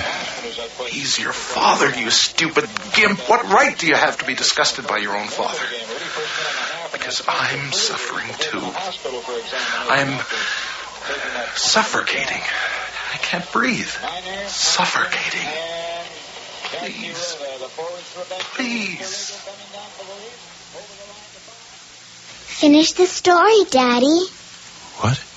You didn't finish the story. I didn't. No, there's lots more. Oh, sorry. Is that Grandpa? No, I don't think so. Oh, why can't I be deaf? Why do I have to hear that? It is Grandpa. Maybe. Why is Grandpa crying? Take a breath. She's asking you a question. Why is Grandpa crying, Daddy? Hurts so much. Why? Because Grandpa is sick. He has arthritis. He has pain. I want to see. Wants to see? I can't show her that. How can she see what I can't look at? Hurts too much to look at. You look at it, your body swells up. Your head explodes. I want to see Grandpa. No. Grandpa. Megan, come back here. Grandpa. Oh, yes, sweetie. You gonna die, Grandpa? No. It just hurts, honey. Daddy. Uh-huh. Why is Grandpa's feet like that? Because he has arthritis, Megan. My feet's not like that. Because you don't have arthritis. Your feet's not like that. Because I don't have arthritis. We gonna be like Grandpa? No. Why not? Because we're not sick. And now she's just staring. Sucking it all in.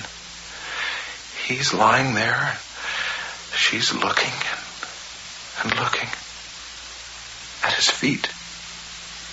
His hands, neck, back, every bone, knotted joint. She's so open. Her eyes. Wants to see everything. Won't stop looking. We're not like Grandpa, are we? No. We're not sick. I don't have arthritis.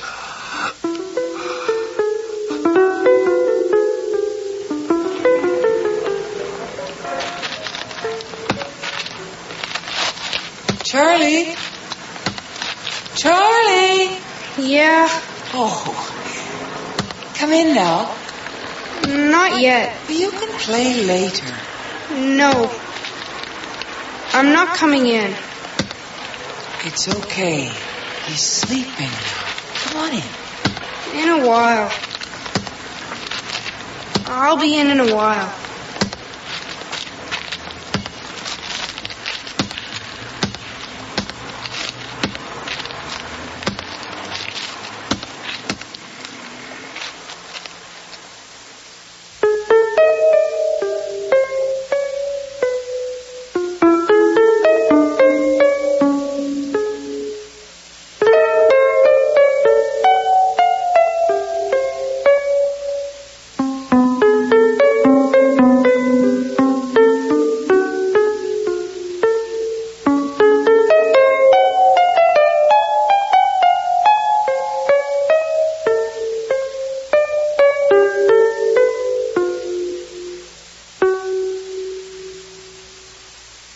The scales fall from the eyes. The pain is seen at last for what it is, not for what it has come to represent. Now Megan can lead her father, young Charlie, back across the bridge, through the vanishing point. Children's Eyes by Dennis Foon. Boyd Norman was heard as Charles, Laura Harris as Megan, Terry Kelly as Jack, Patsy Ludwig as Ruth, Bobby Luft as young Charlie, and Kevin George as the boy. Original music was by Bruce Riddell. Sound engineer was Gene Loverock, with sound effects by Jay Hyrene, and the production assistant was Dagmar Kafanka. The series script editor is Sandra Rabinovich. The series theme is by John Roby, and the voice of Vanishing Point is David Calderisi. Children's Eyes was produced at CBC Vancouver by Don Kowalchuk. The executive producer of Vanishing Point is William Lane. We're always happy to hear from our listeners about plays and productions you hear on this series. Please take a few minutes to send your comments to Vanishing Point, CBC Radio Drama, Box 500, Station A, Toronto, M5W 1E6. Next week on Vanishing Point, we present a new radio adaptation of a famous short story by one of the masters of the genre, Split Second, by Daphne du Maurier. This CBC Toronto production stars Fiona Reid as a woman who suddenly finds she has completely lost her bearings in space and time. Also in the fine cast are Chris Wiggins, Gilly Fennick, Anthony Parr, Jay Bowen, Maya Ardall, and Jill Frappier. Here's a short clip. That laundry boy takes his corners much too fast. One of these days there'll be an accident.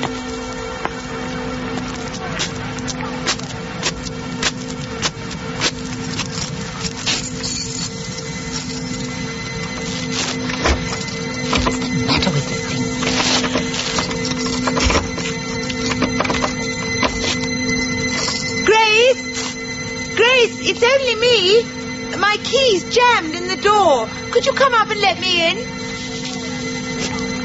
Grace? Grace! She must have gone out. What are you bawling your head off about then? Who's this? Has Grace got a man in the house? Perhaps you'll have the goodness to ask Grace to come upstairs and let me in. Grace. I see what's happened. Grace has slipped out to the public house down the road to buy this man beer, and he's been left to loll in the kitchen. If Grace is out, kindly let me in yourself. I prefer not to use the back entrance. That'll put him in his place. Who is it you want? A dog? This is the end. What must they think? Who's in the drawing room, do you know? I think Mr. and Mrs. Bolton is in, but I'm not sure. Was it them you wanted to see? I don't know any Mr. and Mrs. Bolton. Don't miss Split Second by Daphne du Maurier, adapted for radio by Desmond Scott, next week on Vanishing Point. Until then, I'm Art Cuthbert, wishing you good night and a very happy new year.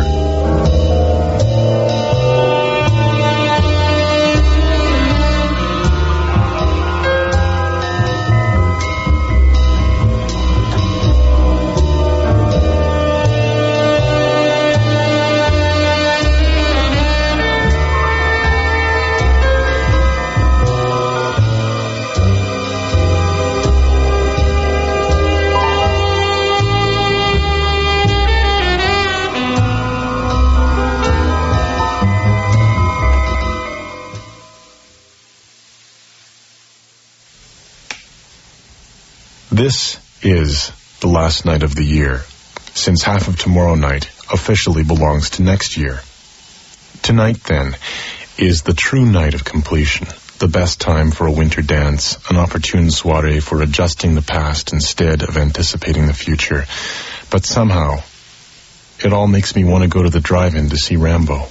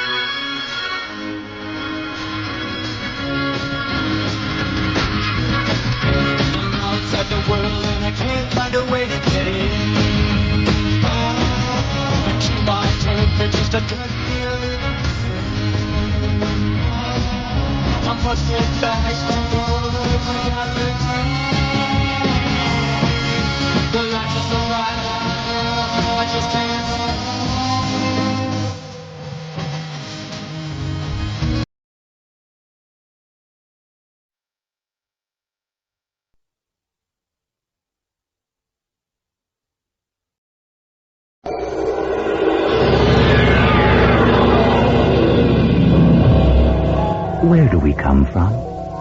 From an egg. And the egg? Well, from a woman, of course. Oh. And the woman?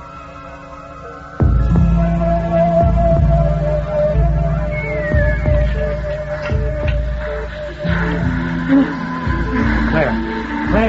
No. Claire. No. Claire, it's me, David. Mercy. You're all right now. Have mercy on me, O Magnimator. Hear me. Release me. Claire, what's the matter with her, Doctor? Can't you hear me? Let me not. Oh, pain. She must be pain. hallucinating. The anesthetic sometimes has this disorienting effect. There, she's coming out of it now. It's over, Claire. Look. It's a girl. A beautiful baby girl. Take it away. Claire. It's not mine. It's not my child. Of course, it's yours. How can it be? It only has 2 legs. And 10 fingers and 10 toes. It's all there. Well, of course she has. Don't worry, Claire. Your baby's absolutely perfect. There, you see? Don't you understand? Can't you see? This baby should have been born to a human. She's asleep now. No, don't get up. I've given her a sedative for the night. Will she be all right? Physically, yes. Most women recover from a cesarean in about 8 days. Emotionally, I don't know. 26 hours is a long time to be in labor. Dr. Borland, I've never heard Claire talk like that. Well, she's had a pretty rough time. But why would she reject her own baby? Well, some women subconsciously reject the idea of motherhood and... But we planned this baby. A September baby, and that's when the new season starts. Most of Claire's promos are on the air by then, so... Going back to work right away, then, is she? Well, she's on leave, and now that I've got a desk job... What? No more chasing headlines? Oh, well, Claire felt... Well, we both felt... She's been left alone too much, and with the baby... Well, we wanted everything to be just right. I mean, let's face it, I'm no help to anyone dodging bullets in Beirut. Let's see. Well, there must be something else, then. Perhaps the anesthetic triggered some long-buried childhood memory. Or maybe she feels she's failed. At what? You know, women like Claire who postpone having their babies until everything is just right. They invest a great deal in the experience, and if it doesn't live up to their expectations, well, give her time, Dave. It's all just a matter of time. Wait until you've taken care of the baby for a few weeks. Then you'll lose that feeling of strangeness. I felt the same way when you were born. She reminds me so much of you, Claire. She's smaller, of course. She's so small. Is she getting enough milk? Mother, she's always hungry. It's always time to feed her. She sucks for an hour every 2.5 hours. Oh, of course, I know that. I didn't mean to be critical. Well, you are. Dinner time. Oh, did I tell you? I got a letter from the insurance people. There's no beneficiary. Beneficiary? I don't believe this. Jell-O again? Doctor's orders. Your tummy's in no shape yet to take on solids. Don't remind me. Your father never got around to signing the papers, so all the money goes to the estate. Can you believe it? Married for 35 years and I get nothing. I can't believe Daddy would leave you nothing. Oh, I'm not blaming your father. I should have spoken up. But I'm just not made that way. I've always been too lenient with the people I love, afraid of hurting their feelings, I suppose. Mother, if you need help... You know, I lie awake nights worrying about everything. Yes, I worry about you and the baby and wonder how you'll manage. Mother, we've been through all this before. David's working regular hours now, and you think someone who has a baby and leaves it after 2 weeks, 8 weeks, to go back to work not leaving is her. Going to have the same relationship with that child as someone who has been there all along? Mother, why can't you for once, just once, be on my side? I am on your side. Where I come from, the mothers stick together. Where you come from? I can't remember all of it. Just bits and pieces. The color of the sky. And Claire, are you all right? Have you had your pain pill? I'd better ring for the nurse. No, don't. It's nothing. It's just something I must have dreamed about while the baby was being born, you know, when they had to put me under. Oh. Well, it was all worth it, wasn't it? The pain, I mean.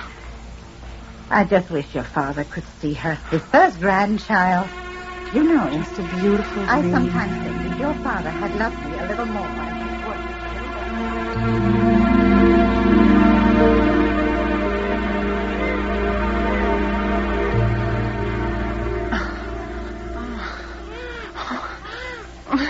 Claire.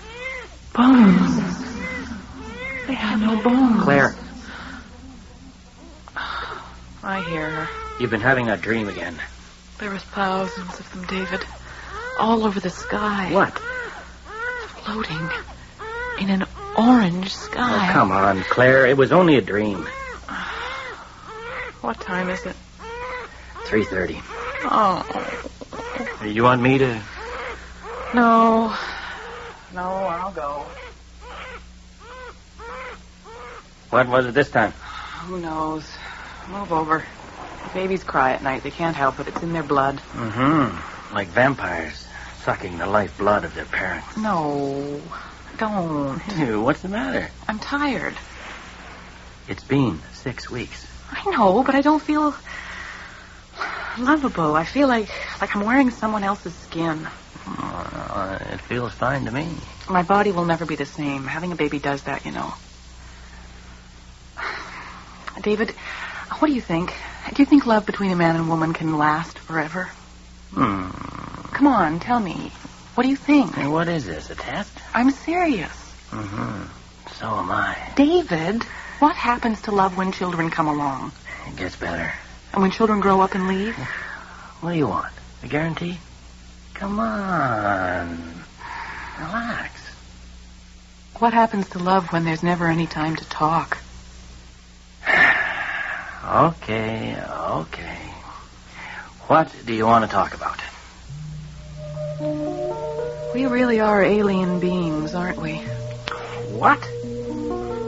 Oh, no, not again. Well, that answers one of your questions. But what happens to love when kids come along? What's it going to be like when I go back to work? Hey, I'm here too, remember?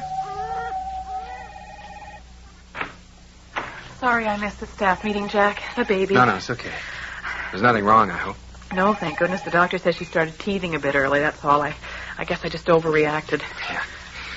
Yeah. You want to get the door? So you've been back, what, a month and a half? 2 months. Well, look, Now, I don't want to pressure you or anything, but, well, if we don't get those Urban Life promos packaged and on the air by the end of March, we lose the account. It's now February the 10th. I realize that. Claire, when you joined our little group here, it was on my recommendation. I know that, Jack, and don't think I don't appreciate You it. see, everybody pulls their own weight around here. I mean, look at my desk. I'm going to be here all night just going over these program schedules. I'll try to organize my time better. Yeah, look, I know life can be difficult for new mothers. Nights especially, I understand that. When Joey was a baby, I'd have given anything for a decent night's sleep.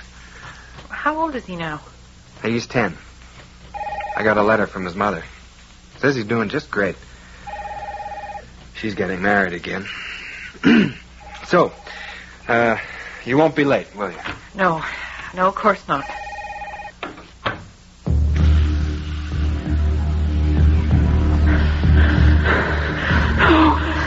No. Have mercy on me, oh Magdalene. Claire, wake up. Spare me.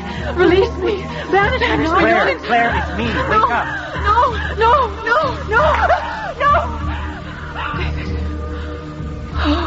David. It's all right, baby. I'm here. Why did they have to send me back? Send you back? From where? What is it, baby? What is it? Claire, we can't go on like this. I mean, between you and the baby... Can't you take it this time? I've been up twice already, and I'm exhausted. If I don't get some sleep... If you don't get some sleep, I lie here night after night listening to you rave on about You promised me you'd help take care of the baby. I have to be at work at 8:30. And I don't? Damn it all, David. Why is she mostly my baby? Well, I don't know. Maybe there is something to maternal instinct. Listen, Claire, What's we have maternal got... instinct? By the time the males hatch, the mothers are long gone. Hatch? No, I don't mean... Why did I say that? I mean... I'll go see what she wants.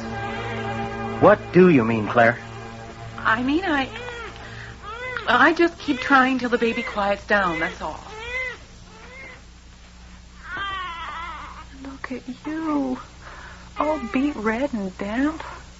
Crying your little heart out all alone in the dark. Poor little baby. Poor little thing. Oh, what a mad mother you've got. Shall I tell you of another world? Far, far away where the babies never cry. There's an orange sky, and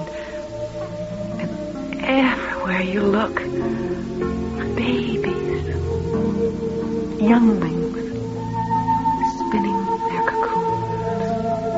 And at night, when the two moons rise, the mothers gather by the sea, and soon the sky fills with the sound of wings, many wings. Is she okay?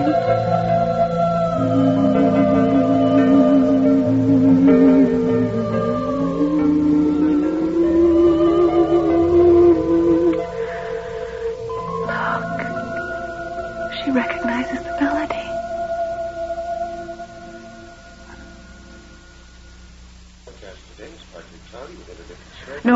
No, I understand. You take good care of him. Right. Bye. What's for breakfast? I can't take it anymore. Claire, what is it? I've been up half the night with the baby. I've got a deadline to meet, and the sitter just called to say she can't come in today. Hey, take it easy. Take it easy. Her kid's got a fever of 104. Where am I going to find someone to replace her at this hour? Well, maybe it'd be a lot easier on everyone, Claire, if you weren't working. And end up like my mother? No way. Well, call her. Maybe she can take the baby. You think I should? And do you have a choice? Go on. Think about it, Claire. As it is, between days off and maternity leave, you've been home practically half the year already. And you want to keep me here the other half. Terrific. That means you're going to pile all the shit work on me while you get to do all the interesting stuff. Interesting. Do you want to talk interesting? I used to make the front page, remember? Hell, I lived it. Now I sit in a windowless cubicle writing anonymous editorials for editors I have absolutely no respect for. No answer. Well, maybe she was in the bathroom. Look, if I could, I'd quit my job and stay home with the baby. Yes, I would. Hell, if this were a perfect world, we'd share jobs. Both of us working half-time and both at home half-time. But who in the hell is going to let us do that? Still no answer. Oh, she must be out. At 7:30 in the morning? Well, maybe she's gone away for a few days. Not without telling me. David, I'm worried. Well, call her super and ask him to look in on the apartment. You think something's wrong? No. It's just a precaution, just in case. But you check the baby and I'll make the call. Make sure she's okay. Not there? What do you mean he's not there? He's in the hospital, a gallbladder. His wife's gone up to the apartment with a pass key. She said she'd call back as soon as... Mother? Mr. Coleman? This is Mrs. Coleman. Is my mother... I went up to your mother's apartment, Mrs. Coleman. I rang bell and knocked. When there came no answer, I went in with key. Your mother was lying on floor, Mrs. Coleman. Claire, what is it? I think she has a attack of some kind. Come right in, Mr. Coleman. Thanks for seeing me on such short notice, Dr. Borland. It's quite all right. I've just seen my last patient. Now, you look pretty wiped out. What's the matter? The baby still keeping you up nights? Yes, but that's not why I came to see you. It's Claire. Don't tell me. I can guess. Running herself ragged, isn't she? When a woman like Claire, when any woman tries to be too many things at once, well, something's bound to give. Well, something did. Her mother's stroke, it took a lot out of Claire, and she stopped working. Oh? And decided to concentrate on just taking care of the baby. Well, I don't know. I thought it'd make things easier for both of us, but she's gotten worse. In what way? Well, for one thing, there's the dogs. The dogs? Can't you hear them? The neighborhood dogs. Barking all day long. Driving her nuts, she says. Or she'll jump in the car the minute I get home and drive around for hours. She's not the best driver in the world, and if something happens to the baby, She takes the baby with her? She did the last time. Where does she go? Claire, where have you been? I had to get out. Are you out of your mind? It's way past midnight. I was ready to call the cops. Wake the baby. You must have gone pretty far. Not far enough. But it's the only way I know to keep her from crying. I see. Well, staying home can take some adjusting, too. And let's not forget, Claire's been under a lot of stress lately. No. It's more than that. She's been having these dreams. Strange dreams. And she talks in her sleep. What about? About being sent away to some cold, dark place. And when we came home from the funeral, she said the strangest thing. Do you think Mother was trying to escape? Escape? From what? Well, that's what I wondered. And then yesterday, when I came home from work, my God, Claire, look at this place. And there's no food in the fridge. What the hell do you do all day? I sleep. I dream. And each time I'm able to bring more and more of it back. Claire. Sky, the mothers, boneless. Yes, they must be the mothers, and those other creatures, younglings, that crawl across the purple sand. Claire, don't. I was born there, David. I grew up there. And then... Stop. I was sent away. Why? What crime have I committed? Claire, I know it hasn't been easy for you, but sometimes I have dreams, too, about what life would be like if I could work differently and not limit myself. They found her, you know. What? That little girl who's been missing for 2 weeks, they found her tied up and stuffed in a fridge. Claire. It was on TV. They said she'd been raped and strangled. Stop it. You know why the baby cries all the time? Why she hasn't stopped crying since the day she was born? She doesn't belong here, any more than I do. Only she can't talk. Only language she has is crying, and she's crying because she knows what's waiting for her. Here. I've got to find a way back. Well, I can't take much more of this, Doctor. It's driving me crazy. What's wrong with her? Now, let's take it easy, son. Look, I've got an idea. Would you like some help working all this out? There's a colleague of mine who specializes in this kind of thing. Family therapist. Her name's Karlovic, Dr. Vesna Karlovic. I'll have my nurse set up an appointment, and I'm sure she'll be able to help you both. What you're feeling is not all that strange, Claire. I suppose you could call it a defense mechanism. Since yours seems to date from the birth of your child, it could be that drugs administered to you at that time triggered some memory. A memory so painful you've created this fantasy world to avoid dealing with it. It's not a fantasy. Well, let's find out. You do want to find out, don't you? Yes. Oh, yes. Good. Now, Claire, I'm going to put you under light hypnosis. So, lean back and close your eyes and relax. I want you not to think of anything. Just let your mind relax and your body relax. And you're very, very relaxed now. Can you hear me, Claire?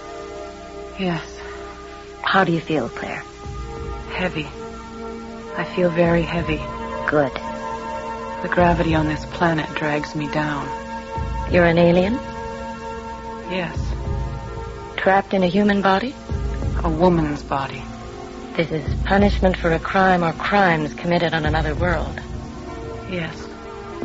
Is this belief associated in some way with a past experience of any kind? Yes.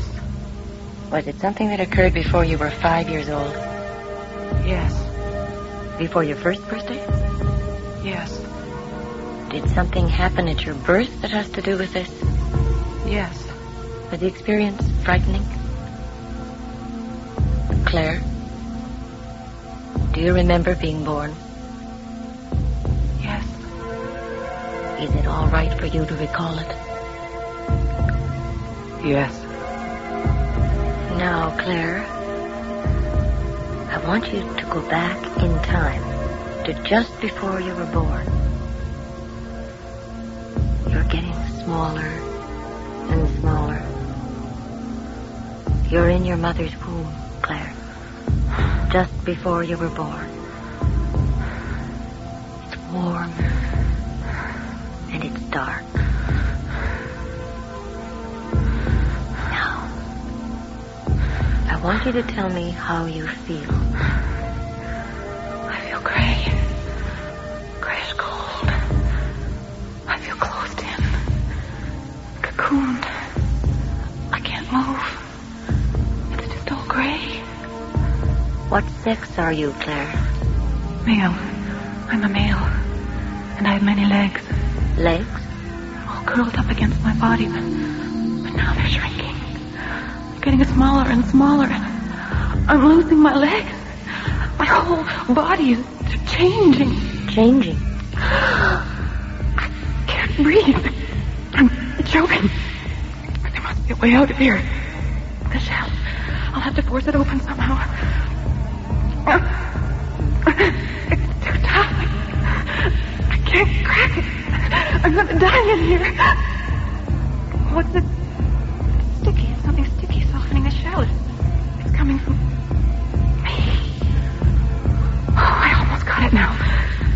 I can see slivers of light. There. Oh, I can breathe.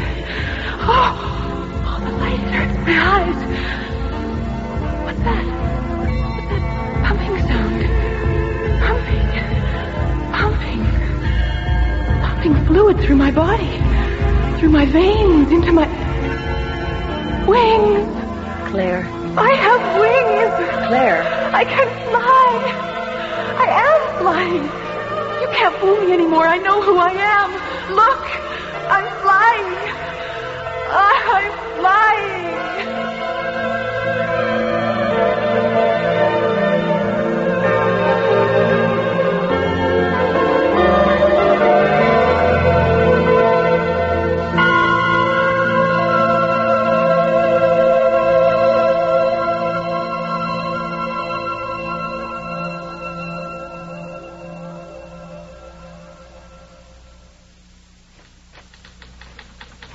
Mr. Coleman. Yes. Your wife believes she comes from another world. A world where all the creatures are born male. When they reach sexual maturity, they mate. Mate? Mate with who? I'm getting to that. After mating, the males withdraw into a kind of cocoon-like state. When they emerge from this hibernation, they're transformed into females, who in time will fly off to mate with the younger generation of males, younglings, she calls them. And the whole cycle starts again. Oh, my God. Her delusion is so deep-rooted, she needs psychiatric care. Let me refer you to... No, I won't let them take you from me. I know how to get us back. Back to where we both belong. Back to...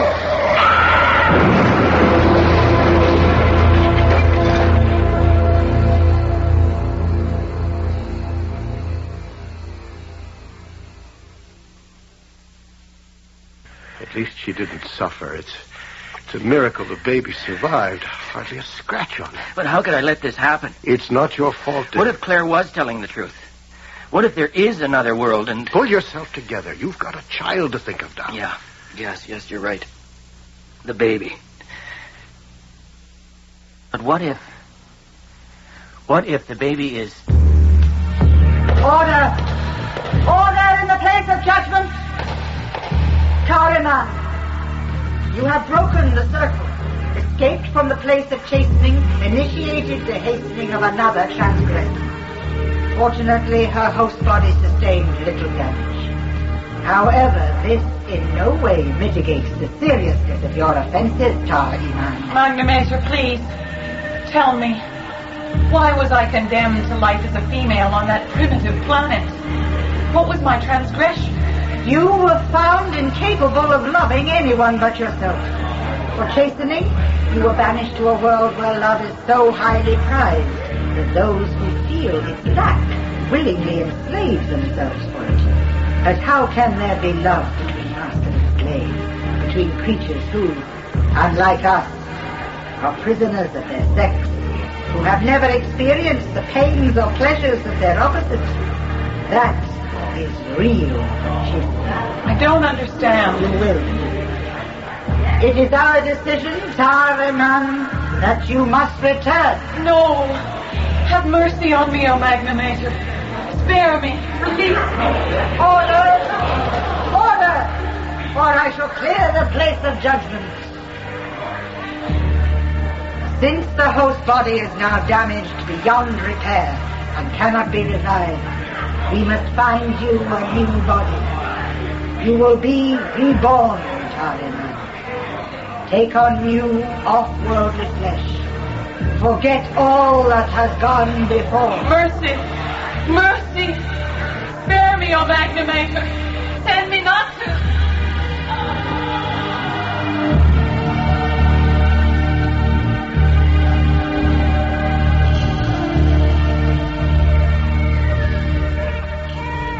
Congratulations, Joan. It's a boy.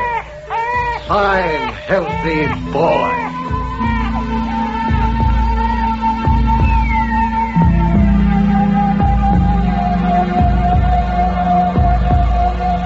A second chance. Born again, so to speak. A new host. A whole new reception. Another crack at love. This side of the vanishing point.